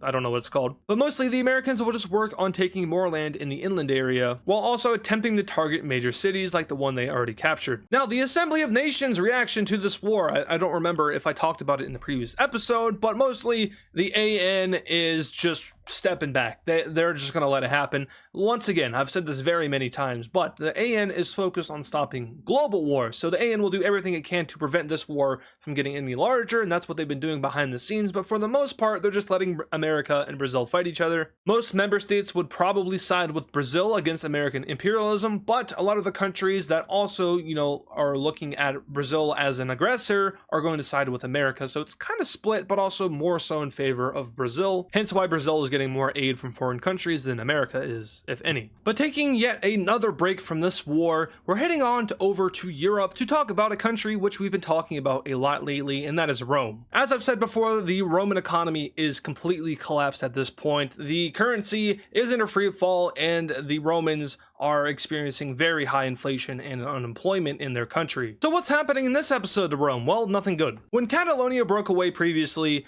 it started an effect which will kind of snowball across Rome. Basically, the Romans have granted independence to a previous nation, a community which wants independence, and what that is telling all the other communities and previous nations within Rome is that if you're just rebellious enough, they're going to let you go because they have no money. So this will be tried once again. Another breakaway region of Rome will come out and say, we're going to break away and, we're going to actually rebel and we're going to start invading and taking other lands because this government is incompetent and we need a new government. And Rome is going to be like, whoa, do not do that. How about instead of you invading us and messing us up and maybe starting a civil war, how about we just give you independence? And that's exactly what this breakaway region wants. They get their independence. Now, what is this breakaway region of Rome? Well, this is not really a familiar face to most of you guys. I feel like that this country's kind of forgotten a lot, but it did exist for a little bit and it used to be a part of the Dutch Empire. I'm of course talking about the Red Country right here. So these guys will make their return, and notably what it does to Rome is it kind of splits them in two. So there's this little area of Rome over here, which is not connected to the main part of it, which will cause some issues between them and the regional government here. And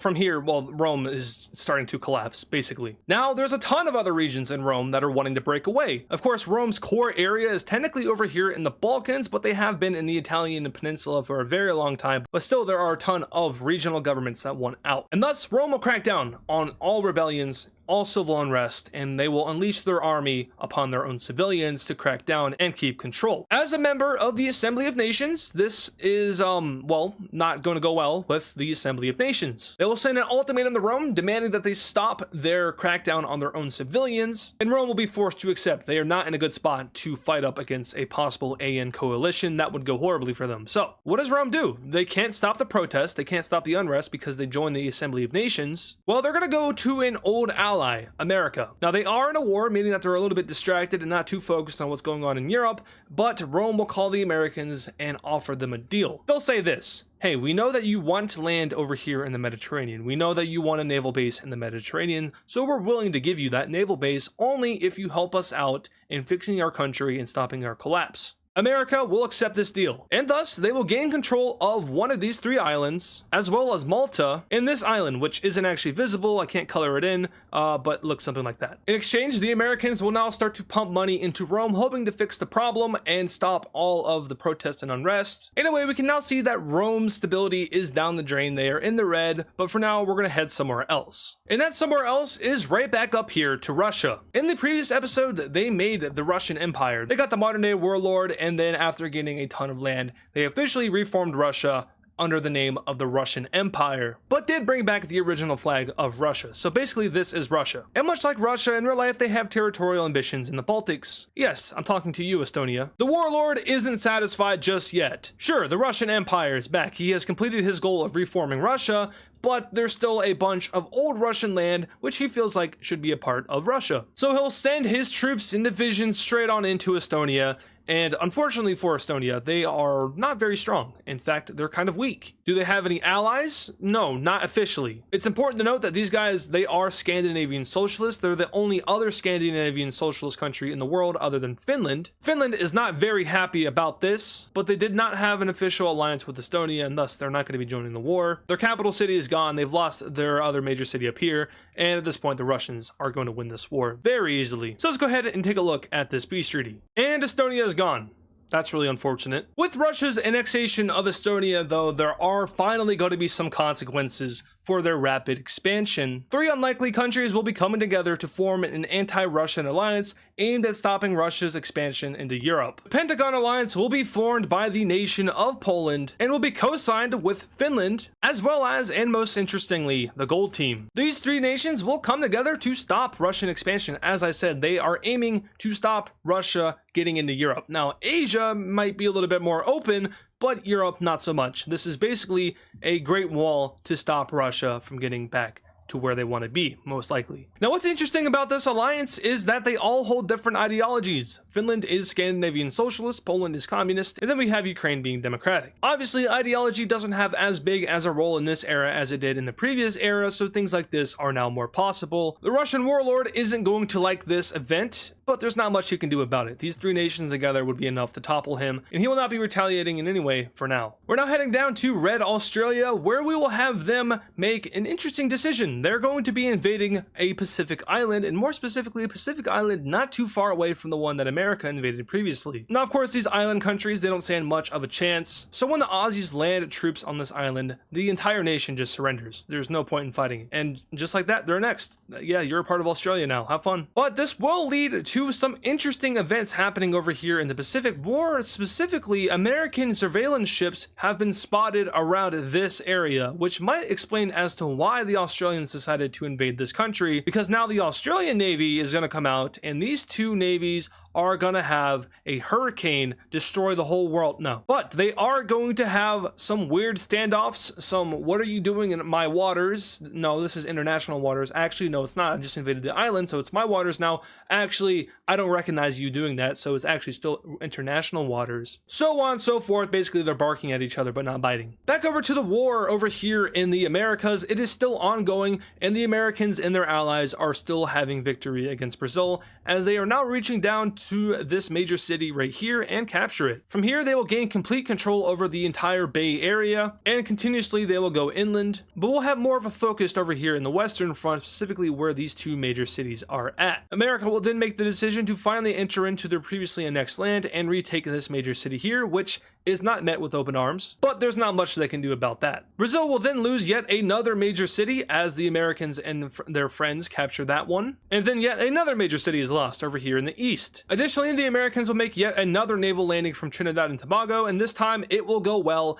as they secure their landing spot and even encircle this city over here and start to threaten the one over here to the left. Now, earlier on, we did see that Central America was invaded by Brazil, and basically Central America isn't like a direct puppet state of America, but America might have had something to do with the whole new government there and them joining the AN. Brazil felt that it was a phony government, and therefore they also invaded into Central America. And that honestly didn't see a lot of backlash because a lot of the countries in the world would agree with what Brazil just said. But continuing on with America's invasion of Brazil, they will now capture the northern coast of Brazil, the entirety of it, which is a big blunder by the Brazilians here. They lose a ton of coastal land. However, over here in the east, they are still holding out in this major city, but they're likely starving and will fall soon. We'll see. Back over where the Panama Canal is, we finally have the Central Americans recapturing said canal and major city, which will allow them to push down to the Darien Gap, which is exactly where they will stop. Now, I do know that technically America controls this territory, so let's go ahead and give it back to them. But the Central Americans will continue to fight, which kind of reinforces Brazil's thoughts that this is kind of just a puppet of the US, but not officially. America will take back more and more of their land, eventually creating a big encirclement in this area,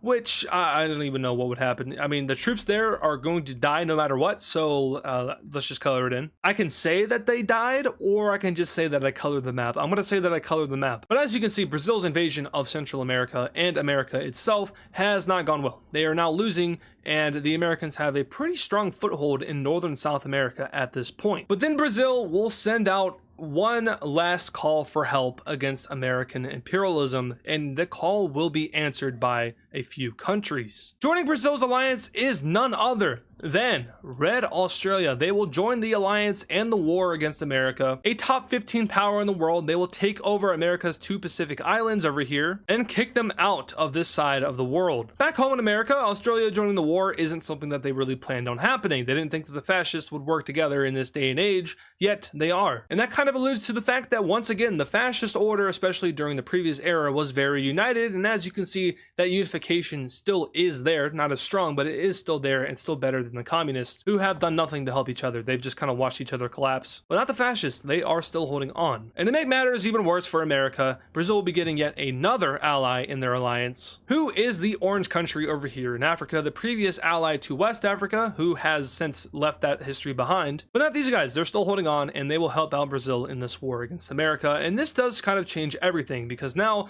the two sides are pretty even. In fact, they might even be dead even. Now, over time, we have the Americans taking taking back all of the land that they lost to Brazil, and also starting a campaign into the western area of Brazil, focusing in on the western coast and capturing major cities, and they are successful in doing just that. They're also successful in finally taking these two major cities over here and snaking down the northern coast. But once the help from those two countries that just joined the war arrive, things are not going to go too well for America. Specifically, Australia's army does a ton of damage to the American army, now pushing them all the way back up to their own land. As for the Orange country, they're helping out over here in the east, and their help is very obvious, as the Brazilians are able to push the Americans all the way back to the gates of this major city, as well as this one. And after firing a few generals and making a few military command changes, Brazil's military has been revamped to the point where it's now capable of pushing America all the way back out of South America. Over time, Brazil will slowly start to push the Americans out of their territory and back to their own border, but up north they aren't ready for this entire foothold to be pushed back just yet. They need more preparation, they need more time, and they need more troops. However, they are able to take back these two major cities, which is a good sign. We see Brazil and its allies have a lot of success taking back this major city near this bay. At this point, the foreign aid to Brazil is by far overshadowing any foreign aid going to America. Brazil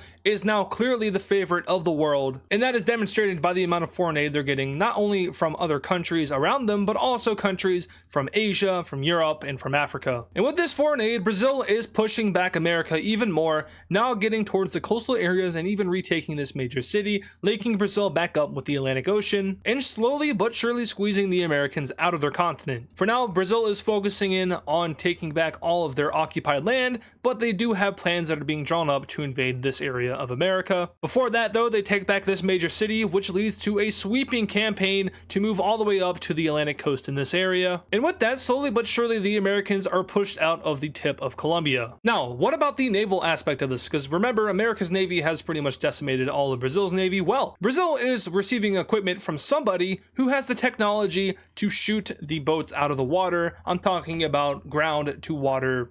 Ground at water, is that a thing? Basically, giant artillery rifles stationed on the shore of Brazil that are shooting out and hitting the naval vessels of America. Now, of course, the vessel has to be stationary or else it's going to be extremely difficult to hit, but anti-naval equipment is flowing into Brazil from a foreign power, and America is not too happy about it. So unhappy that they're going to launch an investigation into who exactly is aiding Brazil, because as of now, some of the people that are supplying Brazil are choosing to do so anonymously. But with America's navy being beat back, support for the troops on the ground is lessening. Eventually, the Brazilians will retake this island here and split two American divisions off, who will be forced to evacuate as the overwhelming Brazilian forces take back their land. Over here in the east, we see the Americans start a new offensive, now going down past these major cities and aiming to cut off supply routes to them. This offensive is eventually stalled as Brazil has adequate forces to deal with the invaders. Back over here, Brazil takes back this major city and officially kicks America out of Colombia. Near Trinidad, America will continue to try to take more land, now threatening this major city, but unsuccessfully taking it. And just to the west, their front line gets decimated as Brazilian forces push in pretty hard. But aside from the one little area that America has, the Americans are now out of Brazil. This means it is now time for Brazil and their allies to carry out an invasion of America over here in Panama. So their forces will cross the border for the second time in this war, and this time the resistance they are facing is a lot weaker than it was originally. Brazilian forces pretty much just swarm into the area, take these two major cities without any real difficulty, but are stopped by the Darien Gap and do not go any further. Heading back to this front line over here near Trinidad and Tobago, we see that America loses all of its ground and eventually all forces are kicked off of the South American continent. This is a huge victory for Brazil. They have officially repelled all American forces and are now winning the war as they are occupying American territory. Knowing that there is way fewer vessels over here than there are over here, Brazil will prepare to make an amphibious landing in Panama to go around the Darien Gap and seize control of the entire thing. But before doing that, they go over to Central America and cut a deal with them, which they will suspiciously accept, and America is left kind of confused by this, because remember, Central America was given a new government by America, and while it's not an official puppet state,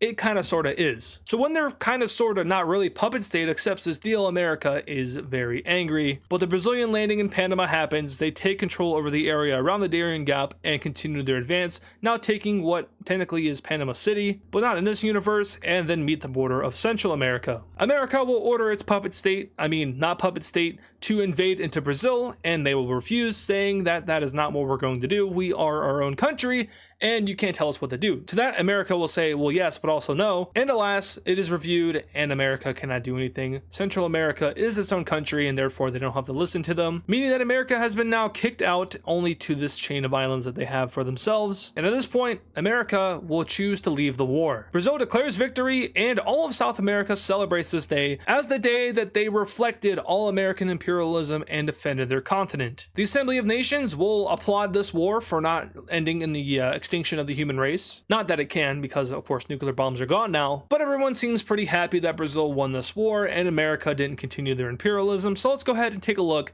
at this peace treaty. And despite this being a major war, the biggest war since the War of Absolutes, this peace treaty is fairly simple. So Central America will be given yet another new government. This time it is democratically elected by the people of Central America, but the government is now officially Central American and has no influence from the American government. Central America won't be pursuing any alliances. They won't be pursuing any close relations with either America or Brazil. Simply enough, Central America states its neutrality. As for the Panama Canal, America will no longer have access to the control of the canal. It will now be officially recognized as an international thing controlled by the Assembly of Nations under the jurisdiction of Central America. Also, if I haven't said this already, I just want to say that this is the last ever video that I'm recording in this room, and I've recorded all my videos on this channel pretty much in this room over my entire 9-year YouTube career. And yeah, this is the room that I grew up in.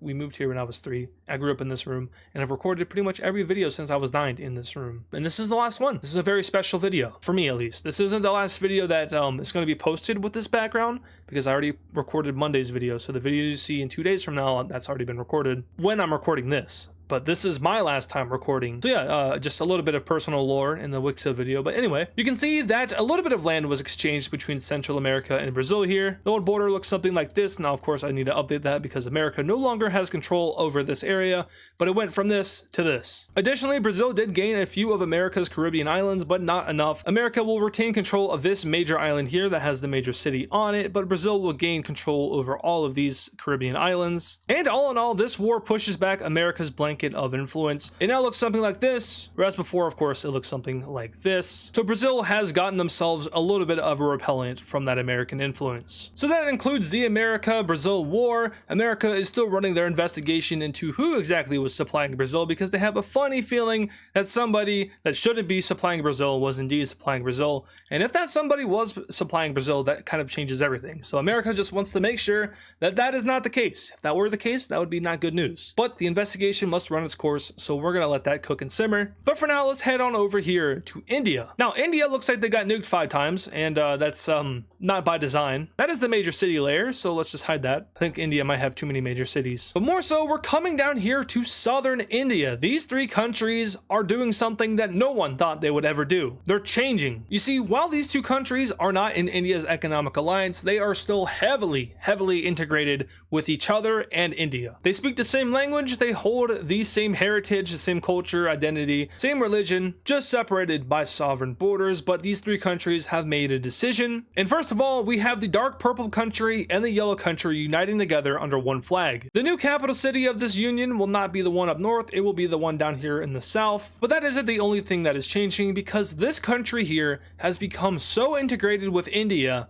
that it basically doesn't exist anymore. Now, I am kind of exaggerating that. Of course, it is still its own country, and of course, it is also still a nation that is in the Assembly of Nations, but it is kind of like in the EU, where you can just cross the border from France into Belgium. You can just cross the border from India into these guys. Even more integrated than the EU is, because these 2 are so similar. And with that in mind, India came to this southern country here and proposed a union. They offered to allow this country to join India as a state and to prosper and take full advantage of the Indian economy. This southern country will take that offer, consider it, and since India and them are so similar, they will make the decision to ultimately unite with India, officially ending the 3 countries that lied here in southern India for a very long time. Oh no, wait a minute. India has annexed all of China and Siberia. Okay, I didn't mean for that to happen. But yeah, that puts an end to the storyline of the three down here, and I say storyline very loosely because these countries never did anything. Over the course of their existence, they just simply integrated with India so heavily that this is their new fate, and the dark purple country, even though they just formed, are still considering joining India. So this is our new map of the Indian subcontinent. Only 2 countries remain on it, if we're not counting Bangladesh. And now we can head on over to Europe, because in Europe there are 2 events that are happening. Let's get the happy one out of the way first. The Dutch Republic will be creating a new economic alliance, and this is an economic alliance like none other. Now, the world, admittedly, is full of economic alliances that are all very different. Some of them use the same currency, some of them are not. Like, for example, the MEO uses the entire old empire currency, but over here in China, their new economical alliance does not use the same currency. Back up to Europe, though, and over to the Dutch Republic. Like I said, they're making a new kind of economic alliance, and this one is aimed at not only bringing economies together,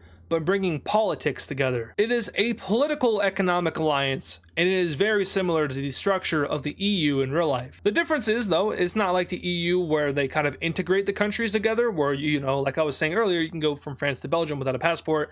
This isn't to that level. It's not that united, but it is still a political and economic alliance aimed at bringing politics and economy together in Europe. But the Octagon Alliance will be formed, and there will be a ton of countries joining it. This includes France, Iberia, the Dark Cyan Team, Catalonia, the newly released Red Team, Switzerland, Germany, Denmark, and Iceland. So a ton of countries join in this new European Economic Alliance, which will slowly but surely bring together the politics and integrate the economies of those countries, in which the Dutch Republic is hoping will stop any European wars from ever happening again. Now, they do recognize that that is a simply impossible task. You cannot prevent war in any kind of place with the means of an alliance. Simply, that's just not how it works. But they hope that bringing these countries together economically will also bring them together politically, which it is also designed to do. Anyway, I did say that this was the good or the happy part of coming to Europe. There is a bad part to coming to Europe. Oh, Rome. Previously, they lost the Red Country, and before that, they lost Catalonia. Additionally, they tried to sell off some of their Mediterranean islands to America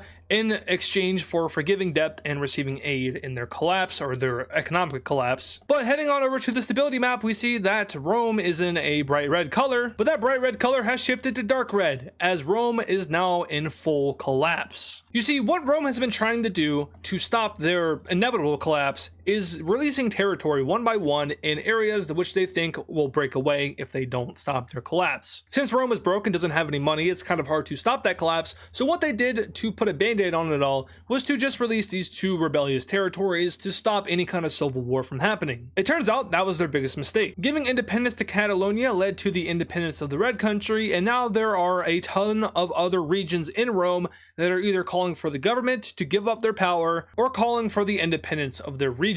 Rome tries to declare martial law, but it is too late, and the Roman Civil War will begin. On the day that martial law is declared across Rome, multiple rebellious groups will rise up. Notably, one will rise up over here near France, another will show its face up in the north where it annexed land near Germany, and another will show itself between the Red Team and Switzerland. While these areas are in the furthest reaches of the Roman Empire, it is still detrimental, as the ideas of rebellion start to spread inland in Rome. And eventually, a bloc of the government will break away that opposes the Roman communist. The democratic order of Rome rises and seeks to put an end to the communist government in Rome. This government will find its most success in very interesting areas, notably in the islands across the Mediterranean and the southern tip of Italy, as well as where Rome has its oldest land over here in the Balkan Peninsula, historic Purple Team land, ancient even. With Rome now in full-on collapse, the Roman military will do its best to stop all of the expanding fronts. It will send troops up to deal with the Pink Team and have a lot of success in pushing them back, recapturing a major city, and squeezing these guys all the way over here to the corridor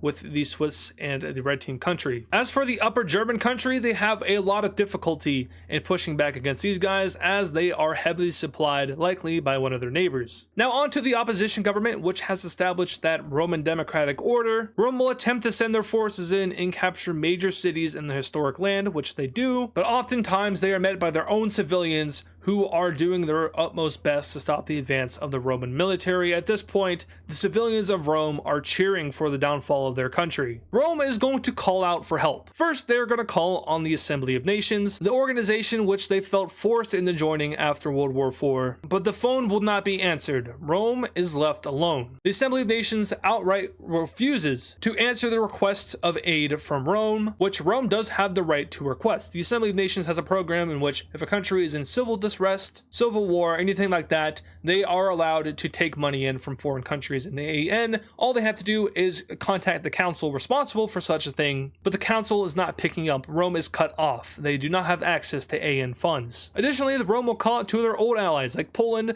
but Poland says that they are unable to help out Rome for reasons which Rome cannot know. Rome will also call out to America, someone who they are friendly with, but America will also not answer the phone. No matter who Rome calls out to help for, they will not answer. They're getting no responses from anybody. And so Rome will be forced to fight this civil war all by themselves, even though they honestly shouldn't have to. Their friends should be coming to them with aid. The AN should be giving them the money they need, but that is not what is happening here. It's almost as if Rome is being deliberately sabotaged. Back over in the Italian peninsula, the Roman armies will push back against the civil unrest people. That is, the civil unrest people with very many guns. But where Rome really starts to fall apart is up in the north, where these rebellious groups all of a sudden are sprouting all across northern Rome. It's not that they're super overpowered and are just this much stronger than Rome, it's just that these areas of Rome are simply surrendering themselves. Like province by province, they're surrendering and agreeing to join the cause. At this point, Rome is losing control over entire regions of their country, now losing all access to the French region, and also being cut into two pieces as this rebellious group splits Rome into two parts. The government doesn't have the money they need to pay their military, and despite printing their own money and causing hyperinflation, it's all worthless now. The Romans have pretty much destroyed their own economy at this point. And so they'll be giving an order to their troops. You are now allowed to steal and rob civilians for food and money. We don't have the resources we need to pay you in both food and money,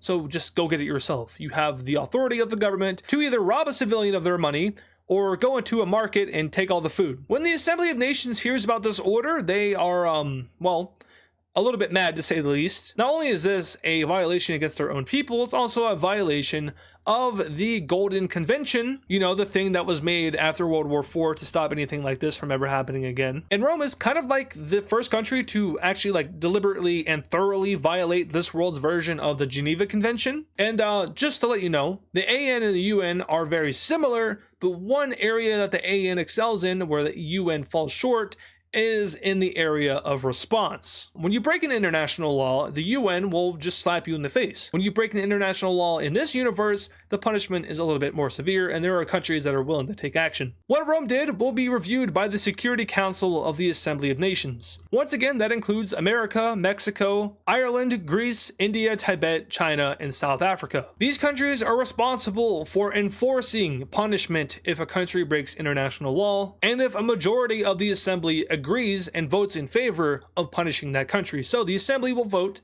do we punish Rome for breaking international law? A lot of the small countries in the world will vote in favor of punishing Rome. They want to see the AN in action. They want to ensure that it actually does its job. So all the small countries vote in favor. Now, as for the larger countries, their vote will be a little bit different. For example, the Mesopotamian countries will vote not to punish Rome. They think that they should just let it go. This is none of the AN's business. But when the entire assembly votes, the majority rules, and a majority of countries say that Rome should be punished, the Security Council will now also vote on the matter if they should enforce the punishment. America votes no, Mexico votes no, Ireland votes yes, South Africa votes yes, India votes yes, Tibet votes yes, and China votes yes. And also Greece votes yes, if I didn't say that already. So 6 out of 8 of the Security Council members will vote in favor of punishing Rome. This isn't like the UN in real life. They don't need unanimous, they just need a majority, and a majority have voted to do so. So while America and Mexico themselves will not be directly enforcing this, these other Security Council members will, and it is now time for action in Rome. The Security Council members go to each European nation around Rome and request that they use their military to intervene in this conflict and to stop the humanitarian crisis. A few countries will accept to join. That includes France, the Dutch Republic, Germany, and the Security Council member themselves, Greece. But what we see happening here in this intervention is quite interesting, because French forces will indeed get involved in the conflict. but not on the side of the rebellion. France will start to invade into the rebellion and kill off all troops that are in open defiance to Rome, and subsequently in open defiance to them as they completely occupy this area of Rome. The Dutch will also send their forces in, doing something very similar and occupying this entire northern area away from Rome, both their government and their rebellious peoples. Same thing in Germany. They reach all the way down to these couple of major cities and eventually stop. Now, we do not see Greece do this. They do not openly invade the democratic government in Rome. Instead, they send their troops into this area and form a new army group, a combined group between the new Roman government and the Greeks. With the Greeks now directly involved in the conflict, the Roman government is in trouble, as Greece's military is by far overpowering that of the Roman military due to the fact that Rome once again has zero money. When a country's bank account is empty, they are pretty much up for grabs, and that is pretty much what is happening to Rome. So the new Roman government will start to push back against the Romans, and eventually they do reach the capital city of Rome, which is, well, Rome. And when they reach this city, there is an extremely bloody battle that takes place, one of the most violent and even gruesome battles since the War of Absolutes, far outpacing and performing any kind of violent battle that happened over here. Now, when I say violent, I'm talking about like just pure chaos and just death happening everywhere. That is what the Battle of Rome is. You know, that happens in normal conventional war like what we saw in Brazil, but just not to the extent of what's happening in Rome. Like things are being set on fire, everything's burning down, people are killing each other, civilians are killing each other. It's just gruesome. So the new government will just go ahead and take Rome, and they will find the leaders of the Communist Party and arrest them. Anyway, the Dutch Republic will continue to invade into Rome and take territory from them. Same thing with Germany, until we have something a little bit interesting happening. These rebellions no longer call themselves rebels. Instead, they start to refer to themselves as militias, hoping to defend Rome and its identity. They want to ensure that Roman culture is not destroyed by this war, so what they do is they rejoin the government that they were just fighting against. It's a very weird and confusing event, but also extremely suspicious. Rome is now fighting in total warfare, and more Roman civilians in the unoccupied territory are starting to understand and like the government. The civilians are now helping out their government after just defying it, and it's for a really good reason. In the final few weeks of Rome, a discovery is made which helps to explain the fall of Rome. Before World War IV, the Roman economy was strong. It wasn't like anything extraordinary,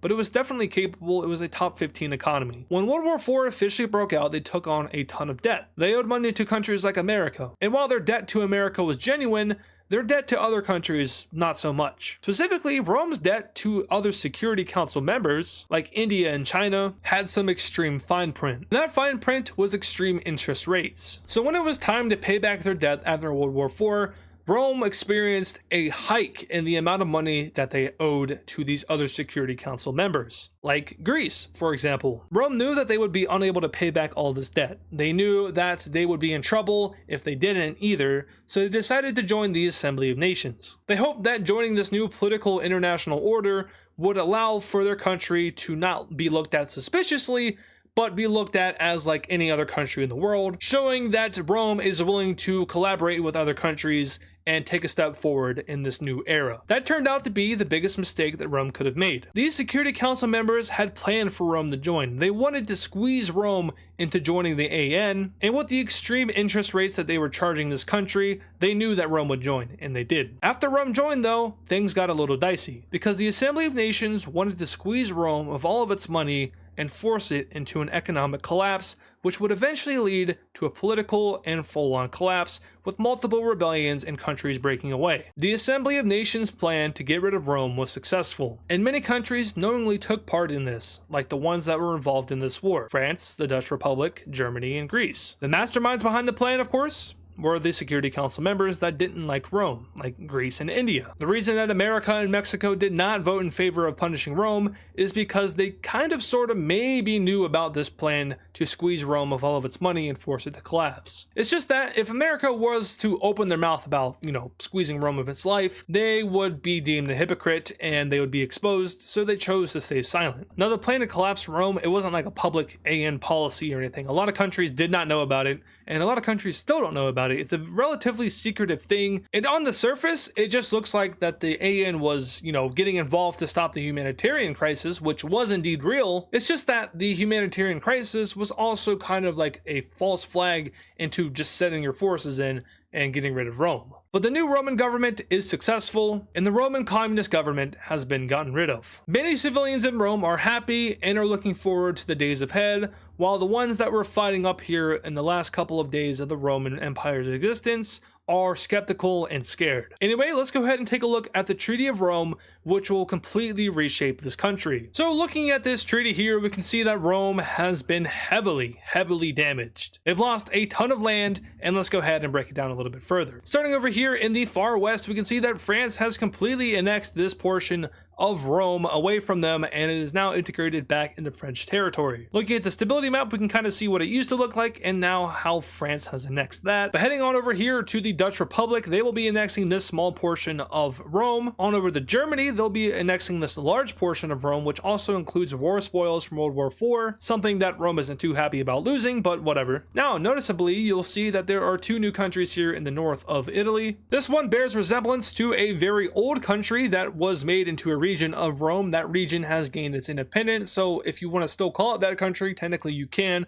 but it was more so a Roman region than it was a country, just, for the longest amount of time. So it's either or, really. Now, as for this one, this is kind of a newer one. Now, I know previously, okay, I'm just going to show you the map. This is an old map, but there was this lime green country here that kind of went like this. This technically isn't them, but if you want it to be, sure, go ahead. Anyway, that isn't all that Rome is losing. Coming down here to the south, we'll see that the tip of Italy, as well as Sicily and all of Sardinia, will be breaking away and forming a new country, the Southern Roman Republic. These two islands over here will be relinquished back over to Catalonia. America, of course, will retain control over this one, as well as all the other islands they got from Rome. And then finally, we have a very historic border getting an update, as Greece will be annexing these few provinces away from Rome and expanding their border. Now, as you can see, this war was not only driven by Rome's humanitarian issues, but also driven by the, the lust for land. France and the Dutch Republic both lost land to Rome, and now they're getting their old land back. Some countries around the world will, resonate with this, saying that, that's fine. Rome was doing something bad, so, these countries have the right to do that. Other countries will, enforce sovereignty, like America says that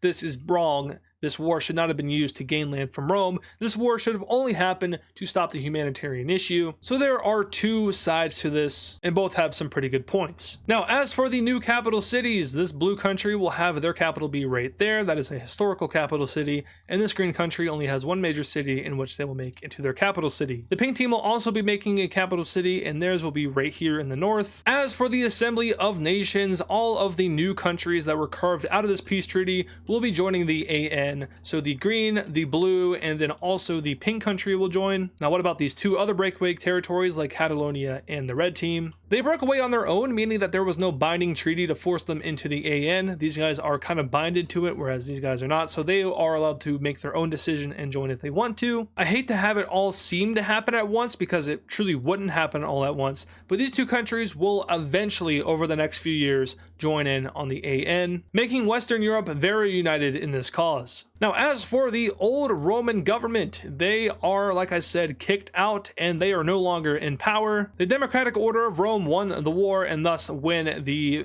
government, and so Rome will become a democracy, and all of these other new countries will follow suit, also becoming democracies of their own. Did France not have one? Okay, well, France is a democracy, if you didn't know. Here is a quick look at both the technology map here you can see, and then here's a quick peek at the stability map. So Europe as a whole is pretty stable. The yellow color is kind of like right in the middle of stable and unstable. It's kind of like a neutral thing. It's not necessarily a bad thing. And then like the closer to red you get, the worse. So orange is unstable, and then red is very unstable. And then as we saw earlier, dark red is in the state of civil unrest / civil war. And then obviously the greener colors mean that countries are more stable. So lime green is stable, and then dark green is very stable. Same formula with technology. So darker color for technology means more technologically advanced. And then this like teal color here means untechnologically advanced, just not as advanced. Anyway, there is just one last thing that we need to talk about, and that is America's little investigation that they were running into who was supplying Brazil. All right, so first of all, let's review why every country joined in on Brazil's side in that war, which also reminds me that these alliances are very temporary and that the Orange Country and Red Australia did not permanently join, so we can get rid of their circle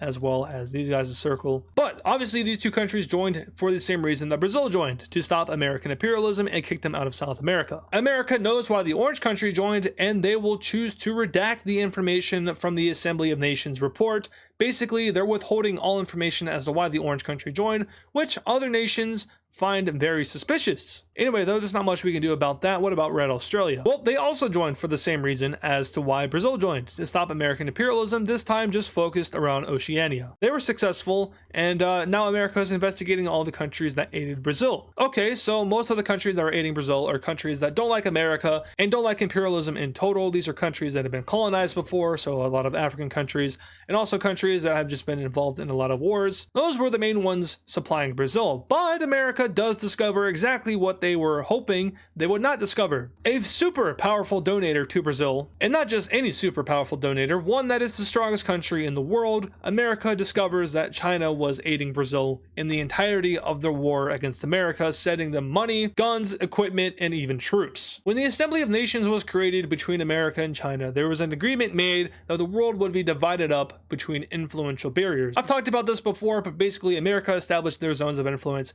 and China established their zones of influence, and they both respected that. Now, before the Assembly of Nations was made, we know that America was doing some funny business in other countries and possibly toppling governments, such as the Pink Team government, which rebelled against the old government in World War IV and threw out the dictator and set up a democracy. While watching World War IV, we all thought that that was just a civilian uprising, but as it turns out, that was a foreign invested uprising, one that was carried out by America, and that impeded on China's zone of influence. So China's response to that was the creation of the alliance that we see here, both the economic and military alliance, the Triangle Alliance. And of course, in response to that, we saw America make their alliance, which is the 3-Point Star Alliance, or I've also seen it called the Mercedes Alliance. But America believes that their actions in the Pink Team were justified because it happened before they agreed to those spheres of influence. It happened just before they agreed to do it. America might have known that they were going into a meeting with China to set up spheres of influence and that the Pink Team was in that sphere. So what they did is, before the meeting, they toppled the Pink Team government and then they had the meeting. And China was kind of aware of this, which is why we saw them make their military alliance in the Escalation, so on and so forth. But in America's head, they think they are justified because it happened before the agreed upon influential boundaries, whereas China is saying that no, that's not true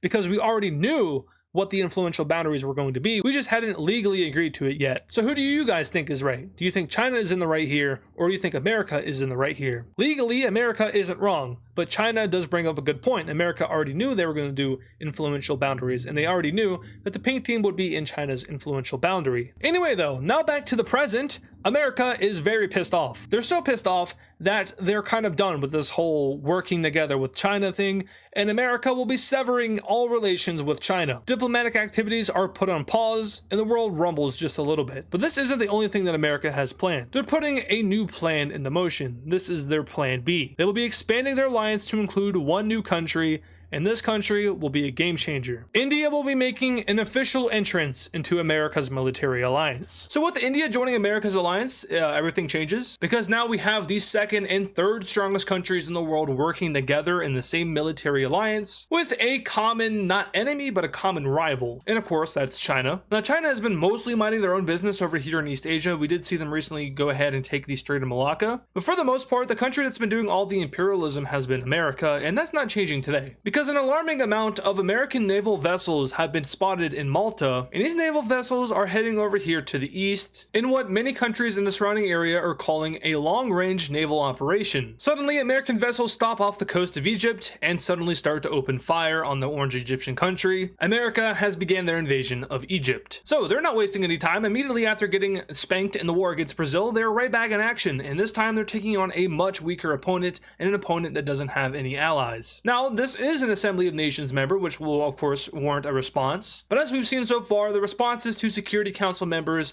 has been little to nothing. Anyway though, we see American naval ships kind of heavily in this area, focusing in on the Suez Canal area. Now I've said this in older episodes, but there are the major canals in this world. So like we saw earlier, the Panama Canal is here and the Suez Canal are here. That means that these countries redug those canals. Now of course they're not actually going to be called the Panama and Suez Canals, but those straits do exist here. It would be very hard for this world to function without them, much like in real life. Anyway though, we see American infantry troops make a landing over here in the Strait of Giza, or the Giza Strip. I don't know why I said Strait of Giza. And these forces have a very specific mission, and that is just to seize the Suez Canal, in which they do. Now Egypt of course will call for some sort of retaliation against America here. They are very clearly, overusing their power. Of course, they are the third strongest country in the world. They're also a Security Council member, and they keep getting away with all this stuff. So Egypt and a bunch of other nations, specifically the Mesopotamian countries, are kind of like, okay, what's going on here? Like, really, this is a reoccurring theme here with these bigger countries, more specifically America, just going around and doing whatever they want and not getting punished. And what do the other Security Council members have to say about such a thing? Well, India shuts their mouth. They keep quiet. So does Tibet. China will kind of say like they're doing too much, but at the same time, they've also done it before, so they're not really like too worried about it, I guess. Publicly, that is. Ireland will voice their concern. Greece will voice their concern. And South America will voice their disapproval. Oh, and Mexico doesn't say anything. So American forces will continue to occupy the Suez area until eventually they will meet with the Egyptian government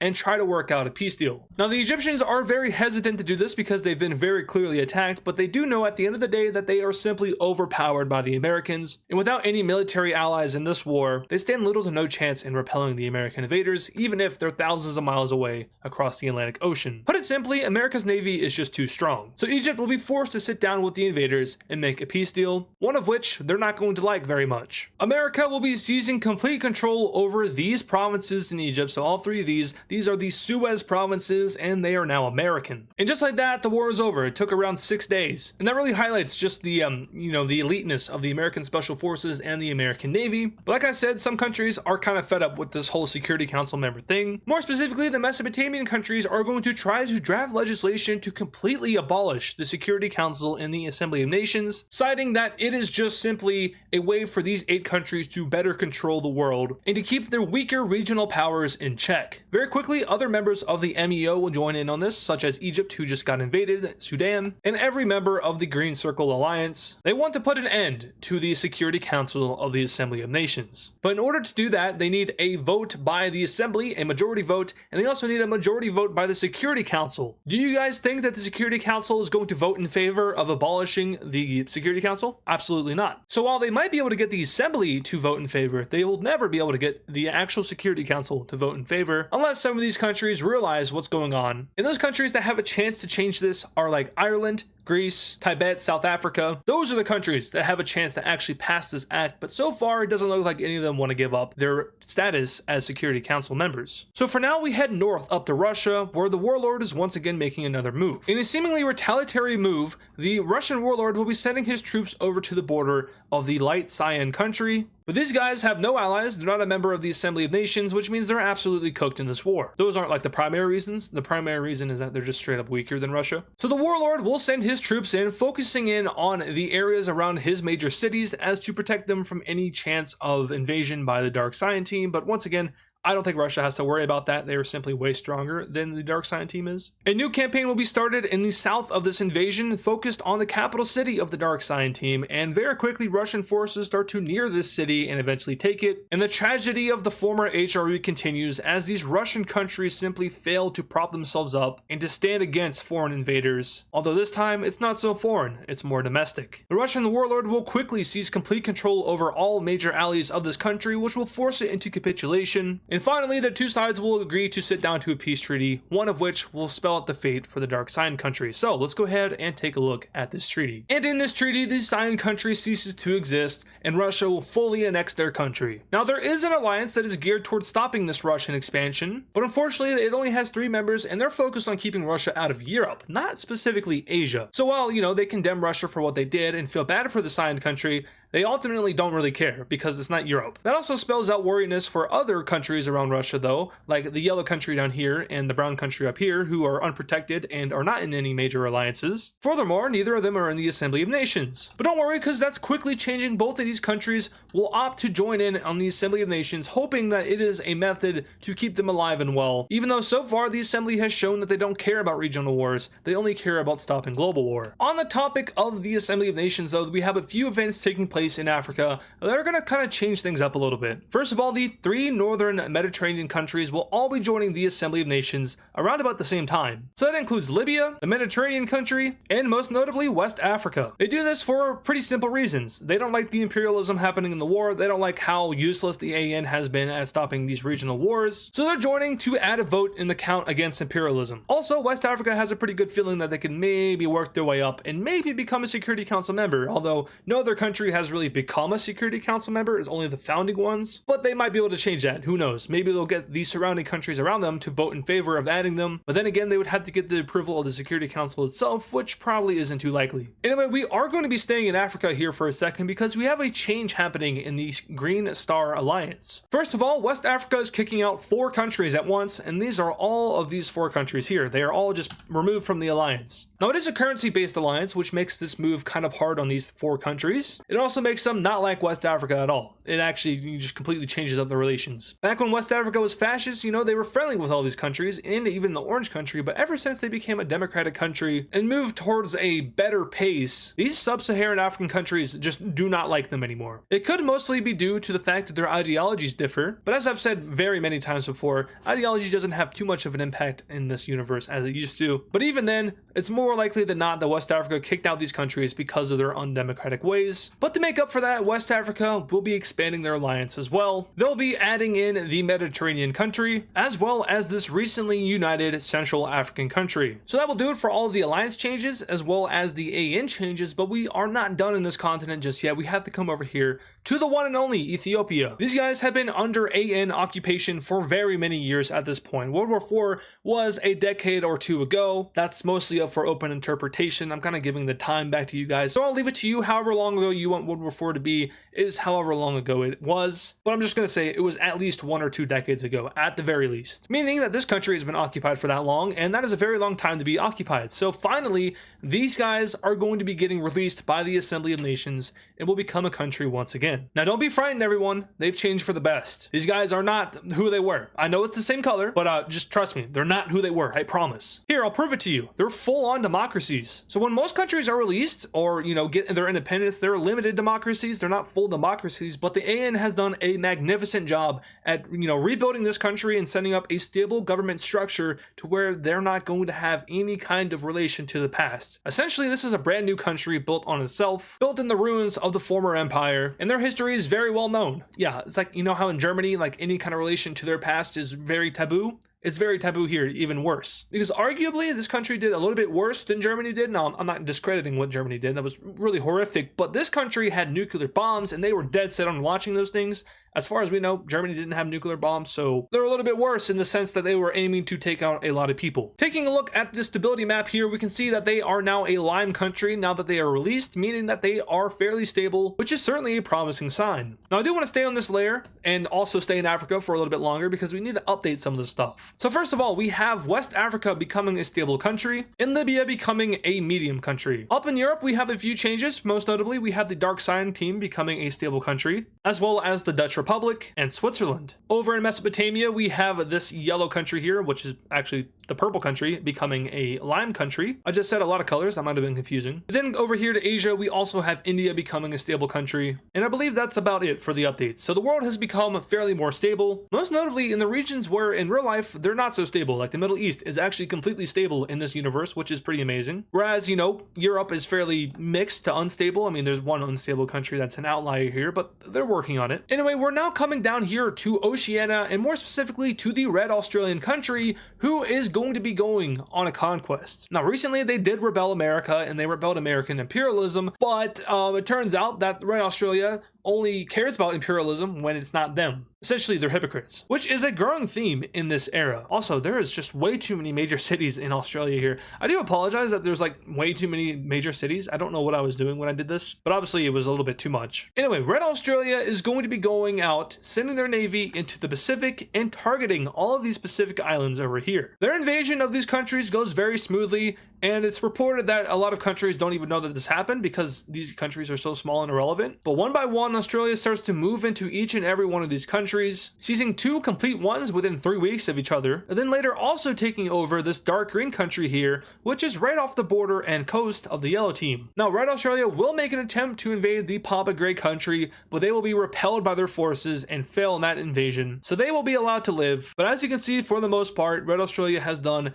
exactly what they wanted to do, and they have taken over almost all of the major oceanic islands over here. Now, notably, they've gotten pretty close to the Yellow Papa country here, and that's exactly by design. They want revenge. So the mass naval operations that Australia has been carrying out have gone pretty much unchecked. There's been no real move to stop Australia from doing this, and the Assembly of Nations basically is like, yeah, they're fascist, so obviously they're going to do that. And once again, we're not really going to try to stop these regional wars because that's just something that is going to happen. You know, we're plagued by war. We can't stop war. That's like impossible at this point. So Australia will get away with their invasion of the Yellow Papa country, and their invasion goes very well. They focus on landing in the south of the island and taking these 2 major cities away from the country before making yet another landing, this time from this country, well, not country, but this island here, and landing in the east of the Papa country and taking this major city. We then see the Australian Navy make a landing here and take this major city. And with all of these naval landings, we see the Yellow Papa country get split up and look like it has some kind of disease. No, seriously, you might want to get that checked out. But alas, with these areas all secluded, they will fall over to Australian rule, and their main army will start to push into the island, now taking this major city and threatening the existence of this country. Now, notably, the Yellow Country does have 4 major cities left, and most of their population, weirdly enough, is over here in this universe. Now, I don't know if that's too geographically possible. I'm not familiar with the geography of Papua New Guinea, but this is the WICSO world, so if it's possible, then it's possible. Anyway, realizing that they still have a chance to be a stable and, working nation with these 4 major cities, the Yellow Papa country will make a tough decision, and that decision is to surrender over to the Australians. It's a move that the people of this country find very unpopular, but there's nothing else that they can do, as Australia has one of the stronger militaries in the world compared to the Yellow Country here that, doesn't. So they surrender, and we can go ahead and take a look at this peace treaty. And in this treaty, we can see that Australia will be seizing all of this southern land from the Yellow Papa country. They did create a new province here, so just letting you guys know. If any of you have your own WICSO maps, then I guess this is like an updated province to add. But as I was saying, this land will be annexed by Red Australia. They get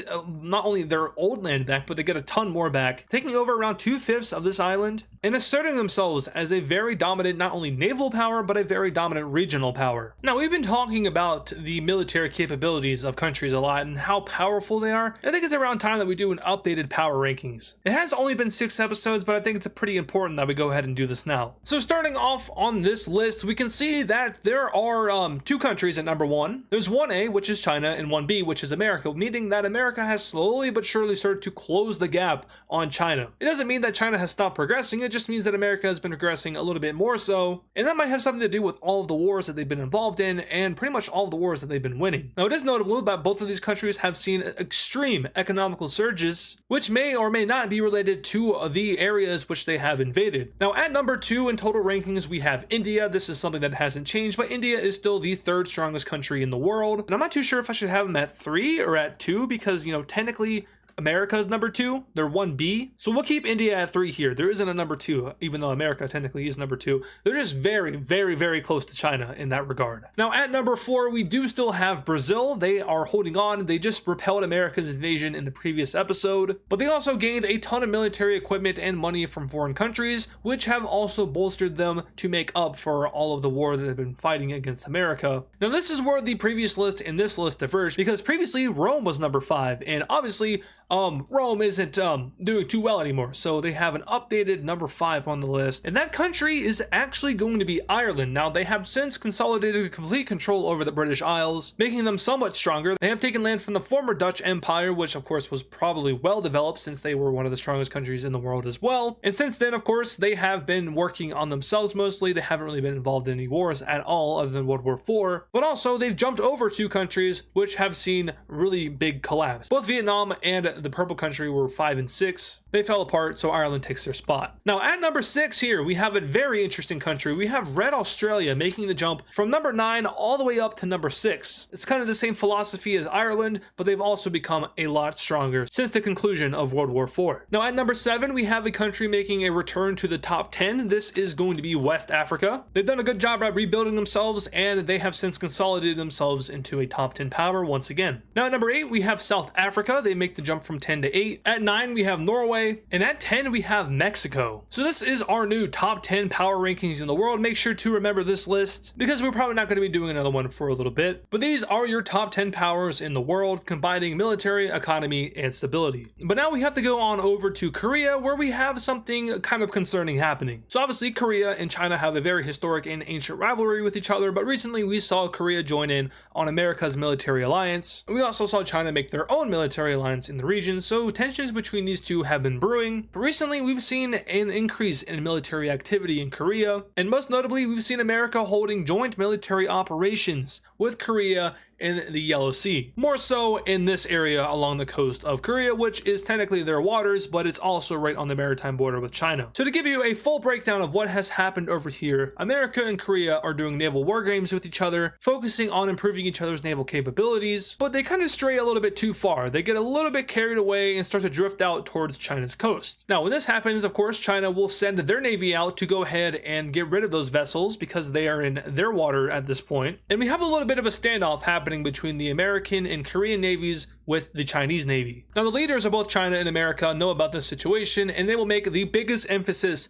to stop any kind of escalation from happening. America tells their sailors to just, go back to the waters in Korea, and China tells their sailors to not engage at all. But someone didn't get the memo, because a Korean naval ship opened fire on a Chinese naval ship and had heavy damage dealt to the hull of the ship, which made the Chinese ships return fire on both the Korean and American naval ships, who, by the way, the American naval ships, they weren't the ones that fired. And now we had these two groups of battleships just shooting at each other and trying to sink each other. And when the leaders of these 3 countries hear about this, they automatically blame the opposing party for trying to start a conflict. So America and Korea blame China, and China blames Korea and America. The blame game escalates not only from this region, but to the entire world, with the Assembly of Nations having a very mixed reaction to this event. Some countries that were previously opposed to America are now suddenly backing America, and some countries that are not too friendly with China are all of a sudden backing China. It's a whole mess of pointing fingers at each other. But there is one thing certain with this outcome, and that is that China has had enough. China feels that they are being threatened by America. First of all, America toppled the government of the Pink Team, which was in their sphere of influence, and then they added Korea to their alliance, and then they added India to their alliance. So at this point, China feels like it's their turn to do something a little bit drastic, and that's exactly what they're going to be doing. China will be adding a new member to their alliance, and that member is none other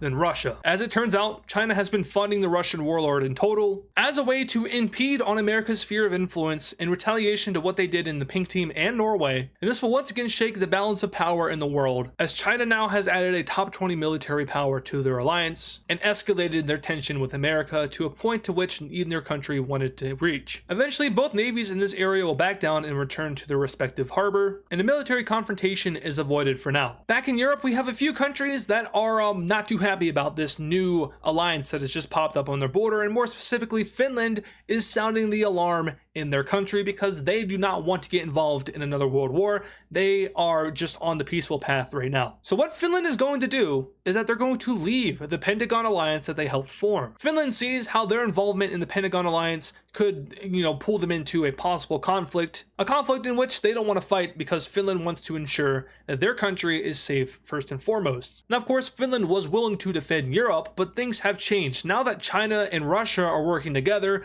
they sense that this is an alliance which the Pentagon Alliance isn't prepared to stop, and therefore they have no interest in doing exactly that. They're just going to pursue peace and try to be friendly with everybody, because that's what Finland does best. So they make their leave of the Pentagon Alliance, which severely weakens it, and these two countries will be looking to add a new country to the alliance, as now they are facing up against a very powerful foe, one that has the backing of the strongest country in the world. Now I do want to take a quick second to talk about Africa and the effects of the genocide that happened in this region. So as we all know, the gold team did some horrific things, and very clearly this map went from brown to pink, which is indicative of how the genocide wiped out a lot of the brown populations over here. Now since the conclusion of the genocide, slowly but surely more and more of these communities have started to pop back up. More specifically, the capital area of Tanzania has seen a full re-emergence of the brown religion. And more so what we're seeing is that these major cities of Tanzania are seeing a regrowth of their former population as more and more of these communities start to re-emerge in the country. Now as for Gold Ethiopia themselves, the damage here is pretty unrepairable. They have completely eradicated all other religions in this area, and that is something that really can't be fixed. You can't reintroduce people because those people just no longer exist. We've also seen part regrowth of the red religion up here in the north, specifically in Egypt, where the capital areas and other major city areas have seen this religion return, but for the most part there has been not much else happening in this very, very wide pink religion area, and that is to no fault of any of the people living there. Put it simply, this is just what happens when a genocide gets a little bit too out of hand and ethnic cleansing is taken too far. Well, I mean, it's always going to be taken too far because ethnic cleansing is a horrible thing, but the gold team was, let's just say, were really good at it, and that's had permanent effects on Africa. But as we see, Tanzania is slowly but surely regrowing. Now recently, these guys joined in on the Assembly of Nations, and since then they have rapidly been moving their way up in popularity, as many nations, not only in Africa, but over in Mesopotamia, Central Asia, and Europe, are all now pushing the agenda to have West Africa join the Security Council. You see, there is a ton of skepticism about the current Security Council. These 8 members all have something in common, and on top of that, none of them were actually voted into their position. They were all just automatically put there because they're considered the founding members of the AN. Well, the non-Security Council members want a member in the Security Council who wasn't a founding member. They want their own country that can kind of act as their better representative, since these Security Council members don't seem to want to listen to the rest of the AN General Assembly. So with that being said, a motion will be put forward to add West Africa to the Security Council, making there be 9 members instead of the original 8. And a vote on that is currently taking place in the General Assembly. But while all that's happening, something happens over here in Southeast Asia, and it's something that isn't too good here for Bangladesh. Because at almost exactly the same time, India and China start an invasion of Bangladesh. Absolutely no justification is given. Both of these countries just simply send their army across the border after staging troops on the border for multiple days beforehand, but India invades in through here, while China moves in from the north and has the troubling time of navigating this terrain. But once again, these two invasions happen at almost the exact same time. At first, it's only India and China doing the invading. None of their other allies join in on the war, because remember, both of these countries are in major military alliances with a lot of members. But to start off, it's just them, just China and India, who, by the way, are not on good terms at all, but yet they're both invading Bangladesh. Not long after, we finally see another country get involved in this war, and it's China calling in their ally of South China. This relatively new country will now send their army in as well, also focusing in on invading and taking as much land as possible from Bangladesh. They'll be able to capture this major city down here in the south, while over here in the west, India gets closer and closer to capturing the capital city of Bangladesh, now cutting over and taking this northern city before moving down and capturing this other major city and nearly encircling Bangladesh's capital. China will now move further down, seemingly acting a lot quicker to reach up with India's front line, but despite that, India is still able to capture the capital city of Bangladesh and also these other 2 major cities remaining over here. The 2 aggressors in this conflict eventually meet each other and aim guns at each other, but they aren't, hostile. They don't open fire or anything. They just point guns at each other, basically to say, back off, don't come into our claim. This is our claim. But while the push to capture the capital city of Bangladesh was happening, another country got involved in this war, and this time it was Vietnam. See, Vietnam here has been the victim of harsh aggression recently. They got invaded by China and then lost all of this land up here, which eventually became South China. They also lost land over here to Bangladesh. So they want that back, obviously. And now being a member of India's economic alliance, they go ahead and go over to India and they're like, hey, you don't care if we join this war, right? And India, of course, is going to have no problem with that because it's another front line that opens and less troops that India has to spend. So yeah, they're not going to object to this. Vietnam will quickly start to invade and they'll go ahead and capture 2 major cities right off the bat. Bangladesh wasn't defending this area because they were defending their northern area from the, the first and third strongest countries in the world. Might want to use all your manpower for that. I probably would. But Vietnam's sneak attack from behind is definitely deadly as they keep capturing these major cities, and eventually Bangladesh loses all of their population centers. And with this, the country starts to collapse and eventually capitulate as 4 out of 5 of their neighbors seemingly attacked them without justification. Bangladesh no longer exists on this map, and it's as easy as that. A very, very old country is now gone. Let's go ahead and see how these nations divide up Bangladesh. And don't forget the nature of this war. India and China attacked at relatively the same time. Is it a coincidence or is there something else? And in this treaty here, we can see exactly how Bangladesh is divided up. India is going to be the country to get the most land out of this war, as they also take over some of the more important areas and some of the more populated areas. If we go ahead and take a look at the major cities map, you can see that they went ahead and got around 7 new major cities in their country, which is definitely a big deal here. But aside from that, we can also see that Vietnam got a healthy serving of land, taking over all of the southern Myanmar area. And then moving up to the 2 Chinese allies, they actually got the least amount of land out of this war. So we have South China getting these 2 provinces over here and China getting these 2 provinces up here. When it's all said and done, these are the new borders of Southeast Asia. And just like that, like I said, one of the oldest countries in the world is just gone. Well, not one of the oldest, but one of the older countries in the world. Yeah, gone. Eaten up by some stronger nations around them. But something notable about this country is that they were a fascist country, so that might have something to do with it, who knows. But now leaving this region and heading straight back over to West Africa, the vote in the Assembly of Nations has just occurred, and the General Assembly of the Assembly of Nations, which is all the countries that aren't the Security Council countries, but also the Security Council members do have a vote in the General Assembly. It's just that there's kind of 2 levels to it. So there's the General Assembly, which is the parliament of all the countries, and then there's the Security Council, who can also vote on like legislation and pieces passed by the General Assembly. But anyway, the General Assembly, like I was saying, has just passed West Africa's bid to become a Security Council member. And it wasn't particularly close either. A majority of the countries in the world are in support of adding West Africa to this Security Council. They will be the first country, if the Security Council votes in favor of it, to join the Security Council rather to be one of the founding members of it. So now, like I was just saying, it goes to the Security Council to be voted on, and these 8 members will have a choice to make. Do they want to add West Africa to their circle, or do they want to just keep it amongst themselves? Well, just as the vote was planned on happening, a war breaks out, like the day before. American tanks begin to roll into the Gold Country, swiftly taking over the capital city and capturing a major city over here in the northeast. And also, Mexican tanks cross the border and start to invade into the Gold Country. As if history were to be repeating itself once more, the Gold Team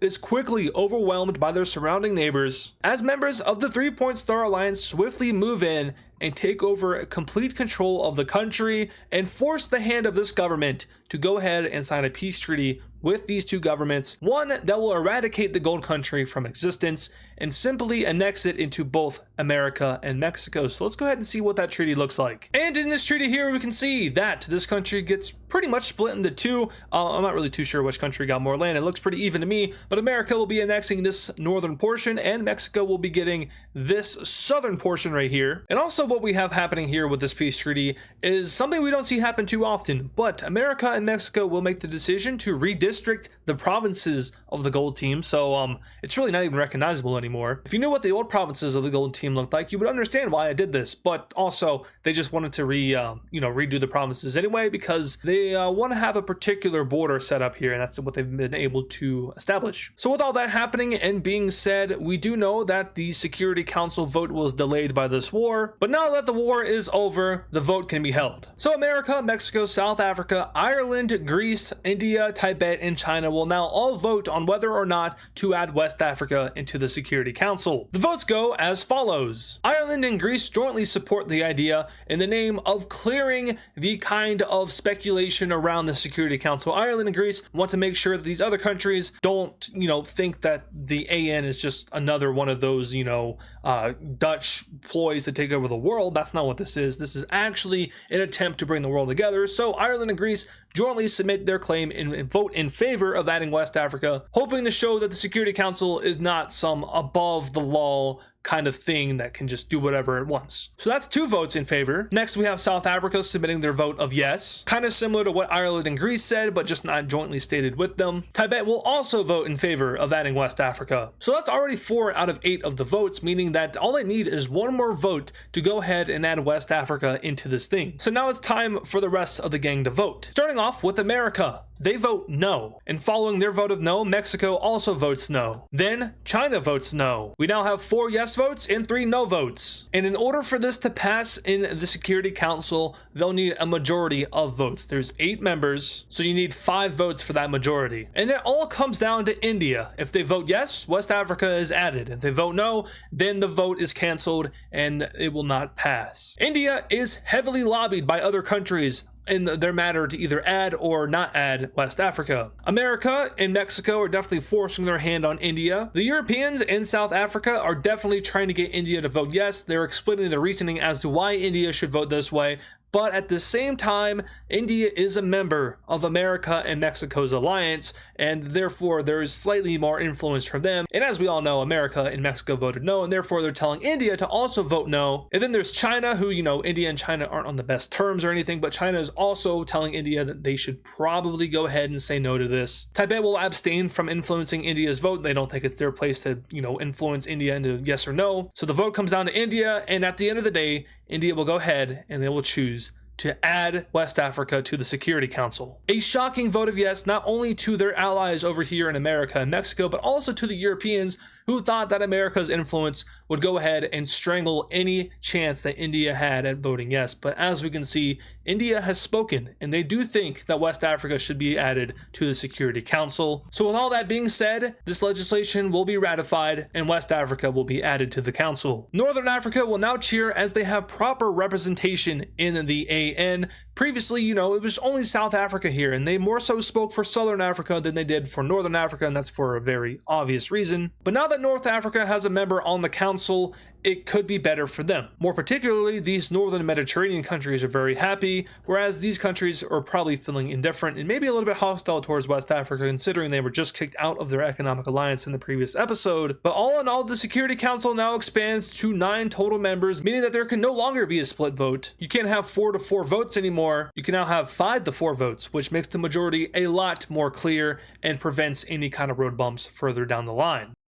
With West Africa now joining in on the Security Council, it kind of clears the AN a little bit, and more specifically, it kind of clears the AN Security Council, even though that there was, 3 no votes against West Africa joining. A majority of the Security Council did vote in favor of adding West Africa, which might demonstrate to a few countries that this thing isn't so bad, and that maybe these smaller General Assembly countries do have a vote and that their voice does matter. So with that in mind, more and more countries will now join the AN. Most notably of such, Poland joins. Followed by them is the Farmers Republic, both the Caucasus Mountain country and the Grey country over here, and finally this northern Turkish country over here in Anatolia. Now I do occasionally add batches of countries to the AN, and I've said this before and I'm going to say it again. This does not mean that they all joined at the exact same time. More than likely than not, this all slowly took place over the next couple of months or maybe even years after West Africa became a Security Council member. So while I do add them all at the same time, it doesn't mean that they all joined at the same time. Anyway, we're now heading back over here to North America, where we have another event happening, and this time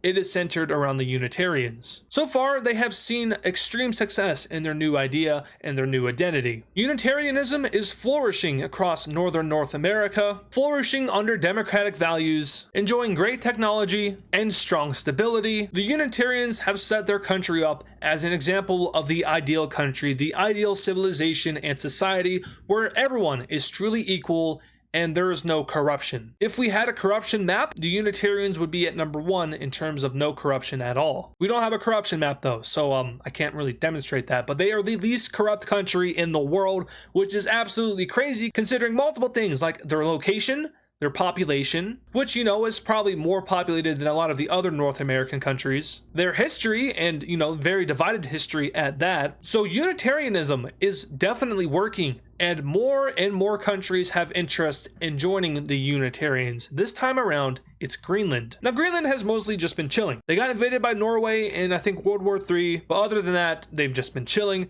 But they have also been watching, and they've been watching the Unitarians, and they have seen how their society functions and how great their economy has become. And Greenland, who is a country that, doesn't have the greatest economy in the world, and is also very sparsely populated, wants in on that money and wants in on those opportunities to be great. Greenland's government will vote in favor of joining the Unitarians, and there we have it. The Unitarians will double their size as they add Greenland and the northern Canadian islands into their country. So with all this happening, we're not done talking about the Unitarians just yet, because there's another country, remember earlier I said countries, not country, that wants in on the Unitarians, but there is a slight issue within this country, and that's that not everyone agrees on the fate of their republic. This central Canadian country here, this beigey yellow country, is undoubtedly one of the most interesting countries to look at on this map, but they also have a little bit of an internal issue right now, one that is definitely noticeable on the world stage. And like I said, that issue is over the future of the country. Do they want to join the Unitarians, or do they want to remain a sovereign nation? Currently, it's not looking so good for the country.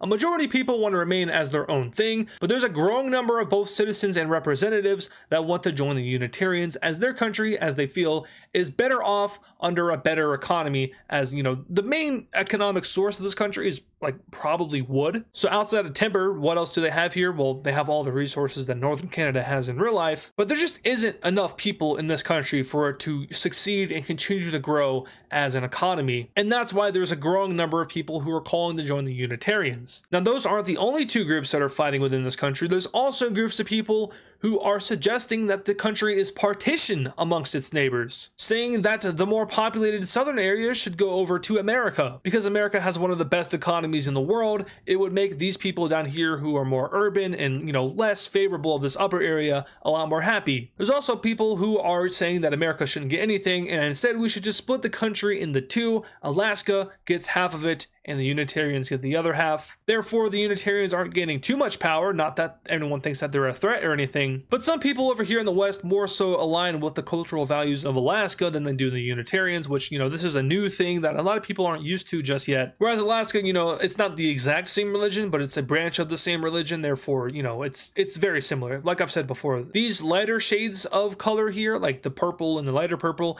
that means it's the same religion, just a different branch of that religion, kind of like how Christianity has Catholics and Protestants, or like how Islam has Shia or Sunni. They're very similar, just kind of a different approach, sometimes different values.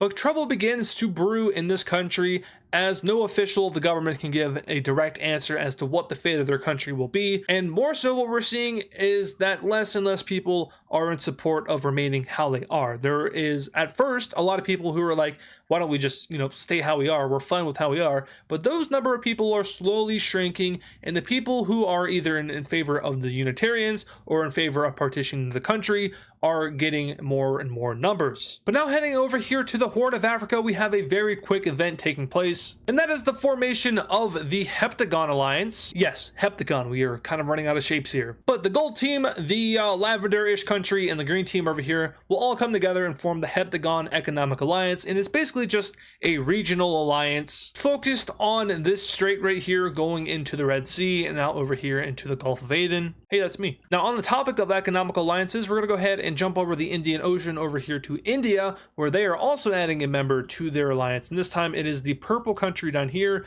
who recently united together with the other country here. I've gotten a lot of requests to change the color of this country back to yellow. We're not going to be doing that because it's not really necessary. I think the purple sticks out, looks good. But they join in on India's economic alliance. As we all know, this country is already heavily integrated with India. They go ahead and rejoin the alliance, sort of, because one of the countries wasn't in India's economic alliance, but it was still being integrated nonetheless. Now they just kind of push it even further and officially join the alliance. But now for our final event of today's video, we're heading over to South America, where we have yet another war breaking out, but this time it's not much of a war and more so of a forcible invasion and annexation because it happens extremely quickly. So for refresher, most of South America is fascist. There's 3 main fascist countries here, and they're also the 3 strongest countries on the continent. Oh, there's also this little guy here, but he's kind of a puppet state of Brazil, and that's what we're focusing in on today. So the pink country over here used to be very big, but they got jumped by all of the fascist countries. They do still exist, and well, they barely still exist, and to put it simply, they won't be existing for much longer. Brazil is sending its army into the green country here, and after a few days of staging troops on the border of the pink country and prepping for an invasion, troops will begin to cross the border into the pink team and capture vital areas of the country, but more so, of course, focusing on the capital city, which is where a majority of Brazil's forces go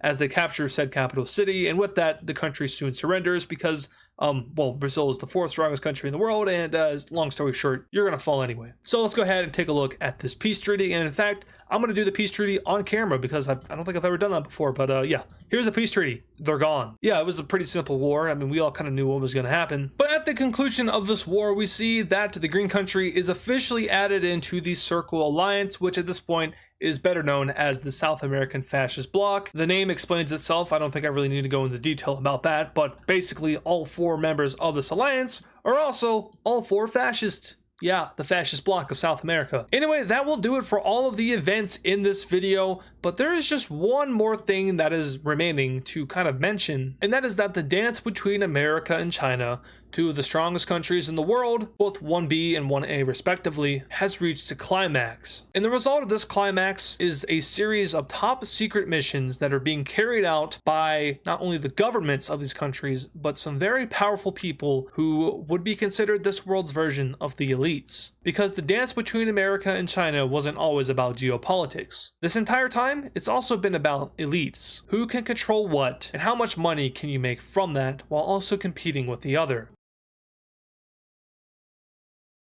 It's nearly time, isn't it, my American counterpart? The richest and most successful man in the world, true owner of the Suez Strait. Yes, my dear friend, though such a title has only been recently bestowed upon me. It was you who stood here before I did as the wealthiest man in history, true owner of the Malacca Strait. Indeed, but that is of little importance now. Our governments will soon be warring, just as we had planned. I can hardly wait. The profit we made from the Fourth World War was just the start. Think of the profit from weapon sales our industries will soon acquire. Yes, and this time we will prevail without challenge. The Mesopotamian Empire still has not attempted to resurface. The world order of our governments is absolute. We are facing the largest conflict in history, and both sides will be using our weapons. The profits will be marvelous. Though we have to be careful to cover our tracks. The assembly is already suspicious. Have no worries, I've got that taken care of. This is goodbye for a while now, Fuzang. I hope to see you when the dust settles. Farewell, William Rothrock.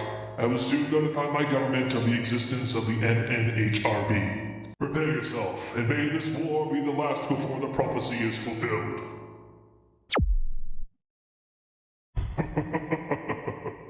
Certainly, though other arrangements have already been made.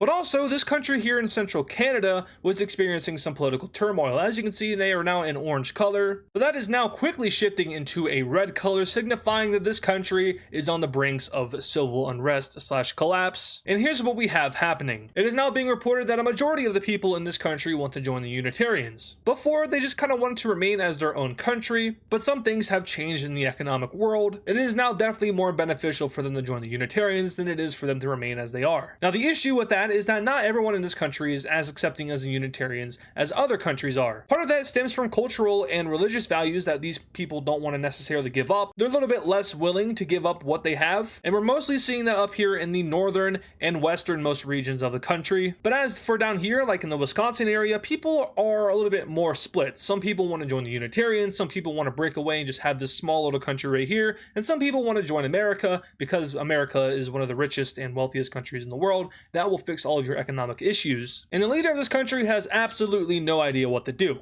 He doesn't know who to listen to. Does he listen to the majority that wants to join the Unitarians? Does he listen to the portion of people that want to, remain as their own country? Or does he listen to the people that want to join America? I mean, it's just so many different options. And at the end of the day, he will make the decision to resign. And that is probably the worst decision he could have made, because now there is a vacuum of power. In this country, things are done a little bit differently. It's not like there's a vice president. I mean, there is a vice president, but he doesn't necessarily succeed the president. The way that this country does things is that the Senate will then nominate someone to become the next president, meaning assuming that the party with the majority will automatically get to put their representative into power. But the issue is that all the party and all the elected officials have differing opinions on what the country should do, and therefore they cannot choose to nominate someone because they're all split. And what happens when your government can't do anything and people are unhappy? Well, you fall into civil war. Central Canada will now go from red to dark red, meaning that the civil war / revolution has indeed begun. But the first and most notable thing that we see happening here is that the northwestern provinces / territories will choose to break away. It first starts with this one all the way up here in the northwest, but we'll also quickly include this section of land down here, which consists of this province in this major city. The extremely unorganized military will make an attempt to push into the rebel territory,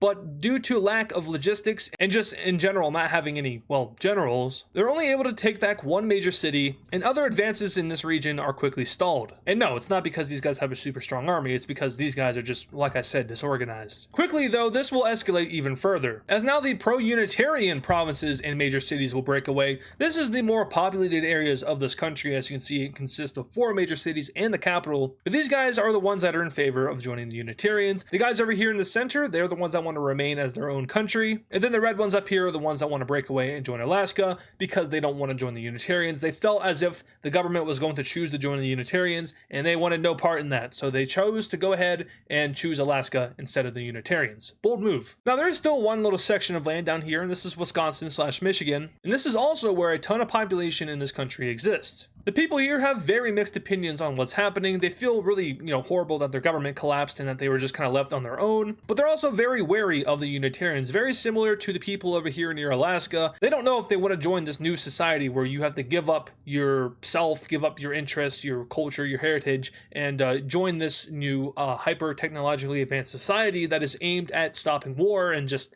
having peace and unity. They don't know if they want to be a part of that because you kind of have to give up your individual freedoms to do such a thing. Not entirely, like it's not like a, authoritative state or anything. It is a democratic society. It's just that, you have to abide by the rules, and the rules say that you have to be equal and you have to be fair to everyone. In our world, that sounds nice, but in the capitalist world, that doesn't sound too great. So these people are going to be making a decision. They're going to attempt to join America. They'll break away from the central Canadian government, which at this point has been reduced to nothing. They'll declare their independence, but also declare that they are pursuing the unification with the United States. So as for this front back up north, that really isn't much of a front anymore. The military of the Central Canadians has just collapsed. Soldiers have decided that they're going to support one side or another. They're likely going to go back to their hometowns or cities and just wait for the end of the war, which at this point won't take much longer at all. The absence of government in central Canada has spelled defeat for this country, even as the borders are still changing. And now it is entirely up to the remaining provinces and counties of this country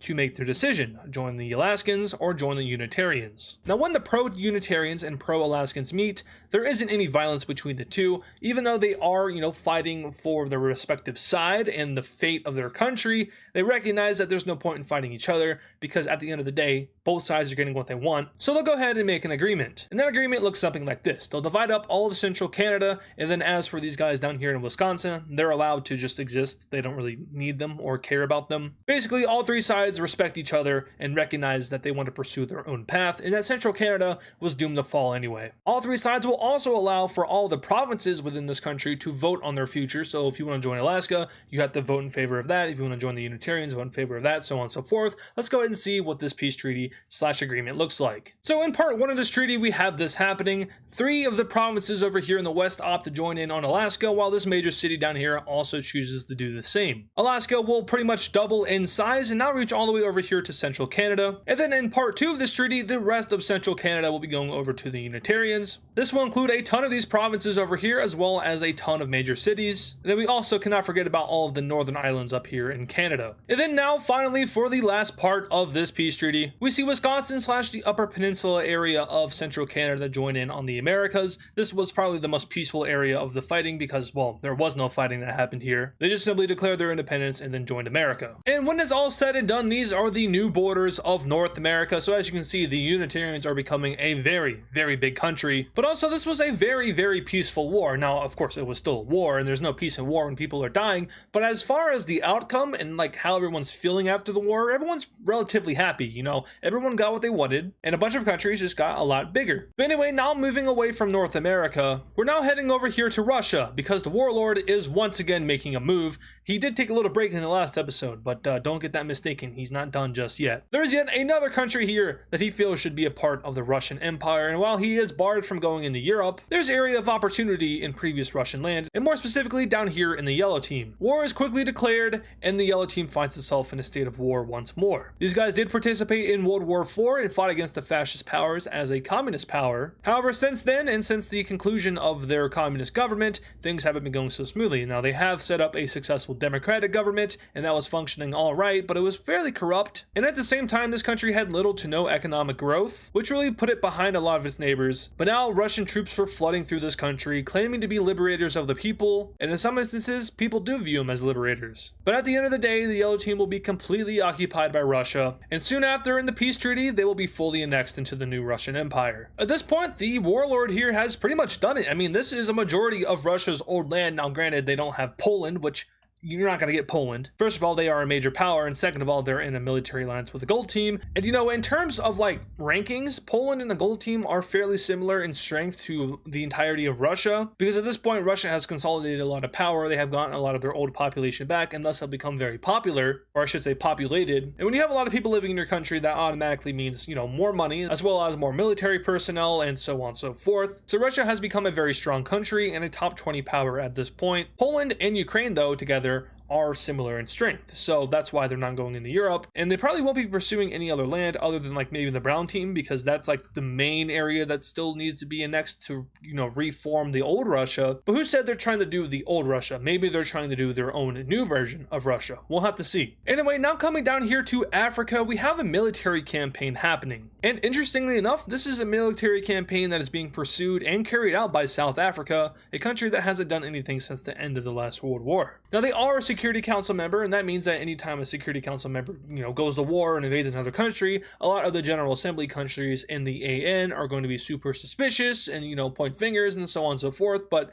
South Africa has been a country that's been fairly fair as well as fairly quiet. So while there still is backlash for what they're about to do, it isn't as bad as what, you know, America and China have been seeing. But interestingly enough, their campaign is taking place in two countries, and more specifically, taking place in this yellow country here, as well as this gray country up here. Now, what you'll notice about these two is that, first of all, they are a fascist and authoritarian country respectively. They're also not in any military alliances, and that's exactly why this war is happening, because South Africa wants to free the continent, as they're saying. Free the continent from what exactly? Well, free the continent from authoritarianism and fascism. As you can see, every country in Africa at this point is democratic, except for this group of 5 up here in sub-Saharan Africa / Saharan Africa. Now that West Africa has flipped into a democratic country, and that they have even further, you know, joined the AN and have become a Security Council member, South Africa feels as if there aren't any roadblocks to pursuing this and flipping these governments. So that is why this military campaign is happening. Let's see how it goes down. So first of all, Lavender Team troops will cross the border into the yellow country unannounced. There is no official declaration of war. This is just straight up a military invasion. They'll quickly move to take over these two major cities down here in the south. But something weird to notice is that a majority of the forces right here are defensive forces. They're not offensive forces, meaning that they don't have any kind of strategy to go out and take land. More so, their offensive forces are located over here in this area. And that's because the Lavender Team's objective is to reach the capital city, which they quickly do, and topple the government that is stationed there. This is a liberation campaign after all, and with the help of the rest of South Africa's military alliance, they succeed in taking over the capital city. Any remaining government officials are captured and taken in as prisoners, and they'll also move to take over these two major cities over here, chasing down any politicians that try to flee. They will not, however, reach the border of the Orange Team, which they want to try to prevent any kind of escalation with the Orange Team, because as you'll notice on the ideology map, they are too a fascist country, but they're a little bit stronger than these two. In fact, they're one of the stronger countries in Africa, so South Africa doesn't want to mess with them right now. But after successfully toppling the fascist government in the Yellow Team, we see that a new democratic government forms, maybe propped up by the South Africans, but also maybe locally. They declare a new government of this country, and right after that happens to the north, we see that the Blue Team starts sending their troops into the gray country here. Now, this country is a very sparsely populated country. Really, only the people living here are in the actual like major cities and capital city. Apart from that, there's some people living in this area, but like up here, there's nobody. So for the most part, their military will just march across this area of land straight towards the capital city, which they will eventually reach. And just like the country below them, their capital city is taken very quickly. The dictator of this country actually doesn't surrender. He ends his own life, which a lot of the people in this country are surprised about, because he was kind of like a popularist candidate. He presented himself as a strong strongmen. With the military capturing the capital city and now moving towards these other major cities, eventually we have the exact same thing happening in this country that happened down here, and that is that the remaining major cities declare a new government, a new democratic government, and the victory is achieved by South Africa and their military allies, which at this point is actually just themselves and then these guys up here. So with all that being said and done, let's go ahead and take a look at this peace treaty. And this treaty is very simple. They just get new governments. But more specifically, they both get new democratic governments, and of course these will be flawed democracies at first, as most new democratic countries are, but eventually they have the opportunity to make themselves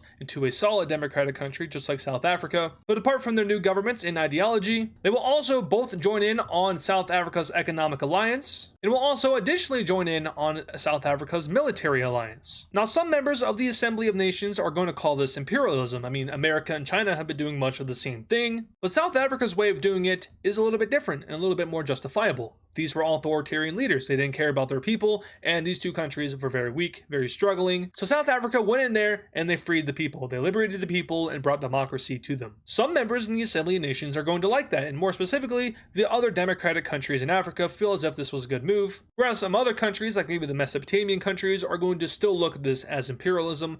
It's just up to you if you think it's imperialism or not. Anyway, for our last discussion involving these two countries, they will also both apply and be granted access into the Assembly of Nations. So that is two new members over here in Africa. Now, speaking of the Assembly of Nations, I do believe it's time for another round of new countries to join. And I've said this before and I'll say it again, this does not mean that these countries are all joining at the exact same time. Anyway, the newest country joining the assembly is none other than the gold team over here in the Horn of Africa. We also finally see the pink team join in. This was a very long time coming, and this is probably one of those countries that joined a few years ago, whereas the gold team probably just joined recently, like within this video. Other countries joining include this teal country over here in Russia/Northern Asia, the Northern Philippine Island country, and finally Norway, who was also another country that has probably been longing to join this for a very long time. They finally get approved, and much like the pink team, they were probably approved a while ago and joined a while ago. We're just now covering it in this video. So the Assembly of Nations has almost reached worldwide capacity. They have members in every continent, and really the only countries that are holding out of this organization for now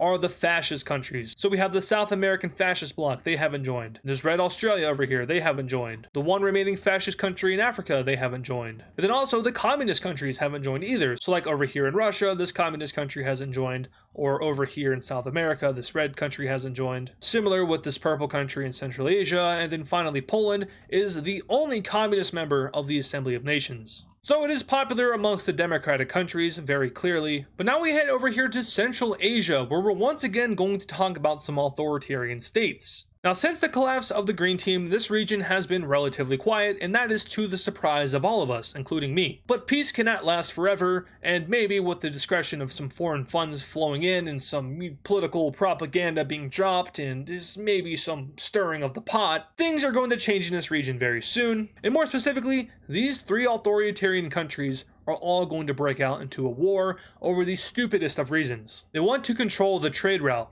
No, I'm just kidding. That was like hundreds of years ago. The real reason is that these three leaders, all of them are dictators, authoritarian leaders, are having an egotistical show-off. This guy thinks he's better than this guy, and this guy thinks he's better than this guy, and that guy, and then this guy thinks he's better than this guy, and this guy. They're having an ego war over their leader, and the people of these three nations are all kind of brainwashed into thinking their leader is the best leader in the world. It's very North Korea-like. And think of it this way. It's like three North Koreas going to war because they don't know which Kim Jong-un is better.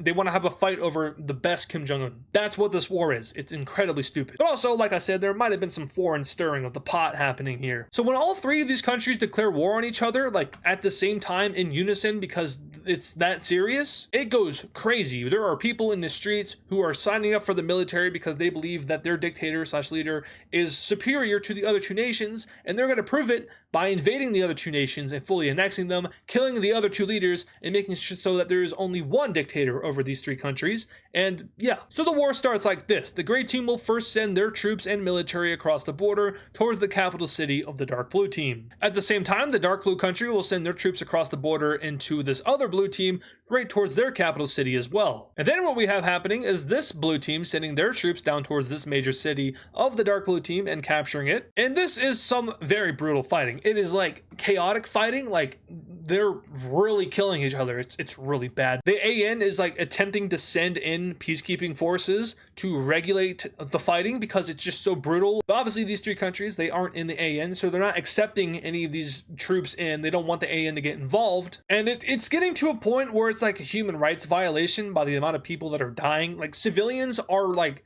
joining the military, like they'll watch the military march through town, they'll go join them and the military will give them a gun, and when they meet the opposing army, there's like no one left in the battlefield. It's just dead bodies everywhere. It's horrible. So the AN is going to be like, all right, even though these guys aren't in the assembly, we're going to have to do something about this because this is bad. Luckily, we just got a new member that joined recently, and that is the pink team, but there's also countries around these three countries that can get involved as well. There's a ton of them, but most notably we have Tibet here, who is a Security Council member. In matters like this, when human rights violations are happening, the assembly votes. First, the General Assembly goes and they vote in favor of intervening in this conflict, and then the Security Council votes and they also vote in favor of intervening in this conflict. So the Security Council will go ahead and probe some countries to join the war. Most notably, Tibet joins, as well as the gold team and the pink team. And when these three outside countries get involved, well, the authoritarians aren't too sure what to do with themselves because the ego war is over and now their countries are facing doom. There will be no winner because, well, the assembly is going to win. The pink team's forces will swiftly move into the gray country and capture the capital city, in which they arrest the dictator of this country. He is obviously going to be tried for crimes against humanity. As for Tibet, they will also move into this country and take over their capital city. Same thing happens with this dictator. And then finally, the gold team sends its army in as well, and much of the same happens here with this dictator also being captured. Now, at the end of the day, all three of these assembly nations will do their job. They'll move into all of these countries and eventually take all of them over, but there is just one slight issue, and that is that these three countries have been so ravaged and so damaged by the war that there is no society here anymore. It does not function. There's not enough people for the society to function. Every government official is gone, and like there was also maybe some ethnic cleansing going on along the way. So when the military was marching through the territory, they saw a civilian village or a settlement, and they took flamethrowers to it. So there's just a ton of displacement, a ton of just horrible stuff. And the assembly will eventually make the decision to have these territories just simply annexed into other countries. It's something that a lot of assembly members don't like. They didn't think that this should happen, but a majority does rule, and the majority said that this is the outcome that's going to happen. The Security Council voted in favor, and like I just said, the assembly also voted in favor. So let's go ahead and see what happens to these three countries and how exactly they're divided up. And looking at this treaty here, we can see the fate of these three authoritarian countries. Now, I do want to go ahead and say that I accidentally colored in the gray country's northern half, so we can't see what the old borders look like, but just for reference, they look something like this beforehand, so you can kind of see it went like that. The pink team will annex the northern half, and then the southern half will be given over here to this yellow country in Central Asia. As for the dark blue team here, they will be split between the pink team and Tibet, so the pink team will get that, and then we have Tibet getting this. And then finally, as for this other dark blue country over here, the pink team will be getting this, and then we have the cyan country getting this. Now, why did countries that weren't involved in this war get land? Well, that's simple, because they are in the Assembly of Nations. And like I said, they had to divide up the territory, and obviously the gold team can't get any territory because that would create border war. And at the same time, we also saw that even though the yellow country over here and the teal country up here weren't directly involved in the war, they were also sending volunteers in, so therefore they are given land by the Assembly of Nations. It's not really like a, you did this much work, so you get this much land. It's more so of a, let's just divide up the land where we think it best goes. And to an extent, it also aligns kind of with the religion map over here. So like this country that the teal team just annexed, they share a similar culture / religion with this country anyway. In fact, this is a very unique culture / religion over here. It does stem from the blue one, so at the end of the day, you know, it's relatively the same religion / culture, but this branch is different, and therefore it makes more sense for this country to be a part of this one and these countries to be a part of the blue one. Anyway, with that now being all said and done, this is our updated map of Central Asia, and as you can see, there are now a lot fewer countries in the world. This era has been full of countries disappearing from the map, and while a lot of cases it was imperialism, there are also just a ton of extraneous circumstances that led to a bunch of countries either collapsing or being divided up like we just saw in Central Asia. Now, while this era has been full of events and wars and other kind of events like the just general growth of the Assembly of Nations, the growth of influence of the top powers, and the growth of the economies of the top powers as well, all good things must eventually come to an end. At the end of the previous episode, I mentioned that there was a secret mission that was going to be taking place, and 2 countries were involved in said secret mission. Those missions have been ongoing for the events of this entire video, and it's time to break down exactly what happened. So let's make our way to the third strongest country in the world. Let's make our way to India. Recently, a cargo ship passed through the Suez Canal and made its way all the way down here through the Red Sea, out into the Gulf of Aden and into the Indian Ocean. This cargo ship eventually made its way all the way over here to a specific port in India, one that was right outside the capital city of this country. Once the cargo ship docked, it was unloaded and a specific container was put on a train. Now this isn't just any ordinary train, this is a military train by the Indian military, and it's transporting some interesting technology. Now where did this technology come from? Well, it came from America. This was a direct shipment from America to its ally of India, and this train will make its way across the country, now entering into the recently annexed territory of Bangladesh and stopping in this major city. The train is carrying 10 very large containers, each of them containing a non-nuclear high-radius bomb. You see, with all of the money that America has been getting and all of the influence they have been getting, their science team has been very hard at work developing a replacement for nuclear bombs. And thus we have the creation of the non-nuclear high-radius bomb, or put short, the NNHRB. This is secret military technology that only America has, and they've just exported it to one of their allies, this time being India. But the thing is though, while this mission and operation of sending these bombs to India was a secret mission at that, some other country found out, and some other country is not too happy about it. A very wealthy and very influential man in China told his government about the existence of the non-nuclear high-radius bombs. And when the government found out about America's secret weapon and how it was being transported to India, China made a decision that was based on saving their country and stopping escalation of tensions. China decided that they would send out a special force group to go ahead and go into Indian territory and to destroy the train and disarm the bombs, rendering them useless and maybe even taking some of the technology and trying to reverse engineer it and figure out how these bombs are made and figure out if China can make some of their own to counter America's stock that they have built. So while these bombs are stationed over here in this major city, Chinese special forces will cross the border in secrecy and make their way to where the train is located. Eventually though, and off schedule, the train will leave the major city and begin making its way up north towards the Chinese border. Quickly, Chinese special forces will move to intercept the train, and while it's going over a bridge, the bridge is blown up. The result of this, of course, is the train falling off the tracks and blowing up partly, but also the cargo is secured and rendered useless. All 10 of the bombs on the train are quickly disarmed by Chinese scientists and technicians, but it won't be long before they're caught, because the Indian military, of course, was in constant pursuit of the train and also watching it as it was on its mission. Now, the Chinese covert ops knew this would be the case, and that's why they were trying to work with speed. So after disarming the bombs and maybe taking a few pictures and sending it back home, they'll quickly try to make their exit out of India, hoping to not get caught by Indian special forces. But bad news awaits them at the border, because that's exactly what happens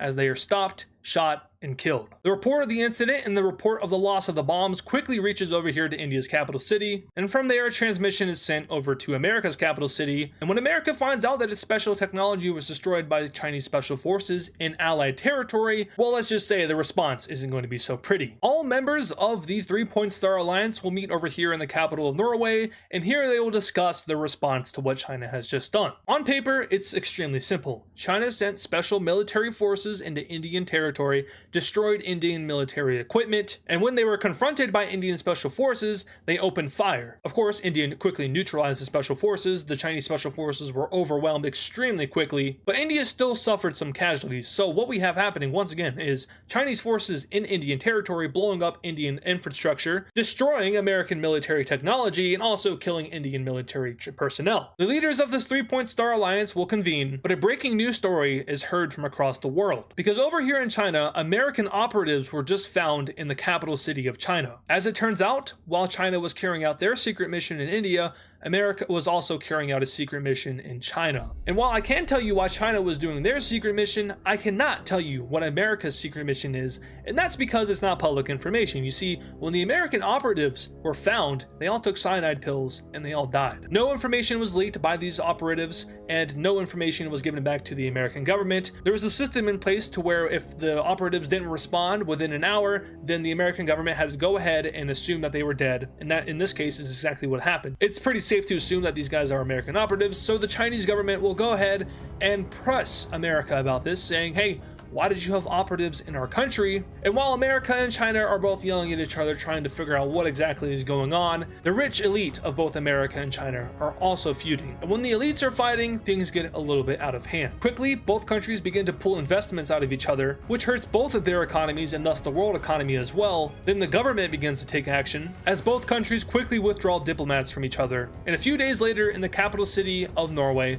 a decision will be made. In response to China entering in and infringing on Indian territory and killing Indian military personnel, and also destroying American technology, the 3-Point Star Alliance will be declaring war on China. And in response to this, the Triangle Alliance will be declaring war on the 3-Point Star Alliance, saying that American operatives in Chinese territory was against international law and impeded on the sovereignty of China, and therefore it warrants military reaction. While the Assembly of Nations strived to stop global war amongst its members, it failed to recognize and stop such an occurrence from taking place amongst its Security Council members. The top powers in the world will not even follow the own order that they established, and the Assembly of Nations has failed its only purpose. Sure, it wants to also bring together countries and build an international community, but at the end of the day, the great powers made the Assembly to stop global war. Yet here we find ourselves in World War V, the War of the Elites. America and India will be facing off against China and Russia, but that's not all. Because over the course of the last 10 episodes and beyond that, America and China have been building their influence and have been building up on allies. While on the surface level it may appear that America and China only have a limited number of allies, that's simply not true, because other countries were waiting in the dark, waiting for the opportunity to help out the country that helped them out. In Europe, multiple Western European countries will quickly join the 3-Point Star Alliance on the side of America. In South Asia, we see Persia, Southern India, and Vietnam join the 3-Point Star Alliance. In East Asia, we see Japan join the 3-Point Star Alliance. In North Africa, we see West Africa, the Mediterranean country, and Libya join the 3-Point Star Alliance. But that's not all, because we see Australia join in on China's alliance. The Orange Country joins the Triangle Alliance. California joins the Triangle Alliance. And the most shocking occurrence of all is the South American fascist bloc joining the Triangle Alliance. Decades of influence building, greed, and power have led us to this very moment, where the second strongest and the first strongest countries in the world, both 1A and 1B respectively, will be duking it out. The dance between America and China has reached its fiery conclusion, and I once again want to welcome you guys to World War V, the War of the Elites. The 3-Point Star Alliance and the Triangle Alliance will be duking out for multiple episodes coming up, as the New World Order comes crumbling down within itself. The non-participating Assembly of Nation members will convene with each other, but what can you really do when all of the strong countries are fighting amongst each other? As this war goes on, more and more countries will choose sides, making it the largest conflict in WICSO history. And that's gonna do it for today's episode. So if you guys did enjoy, make sure to leave a like on this video and subscribe to the channel if you're new. World War V is here, and I hope you guys are excited. Let me know what you think in both the live chat and the comments below, and I will see you all in the next episode, the beginning of the War of the Elites. And of course, thank you to all our super fans. This includes Andrew Rowe 2, Turno Apex, Omega the YouTuber, Terminator, Aiden Shank, Icy Static See FN, What I Do, CTG on YT, AdizzPro, Euroball, Bren, Jazzy Green Gerboa, France Mapping, Nevada Garbage Trucks, Vista, Knighthood Rocker 7353, GNR95, Ozgeo, Big A Goose, Norwegian, RS, and Golden Ball Mapping, Zaylance, Laser Taze, Augusto, Pablo Sigma Cat, and and Hammer Toad 45. Once again, thank you guys.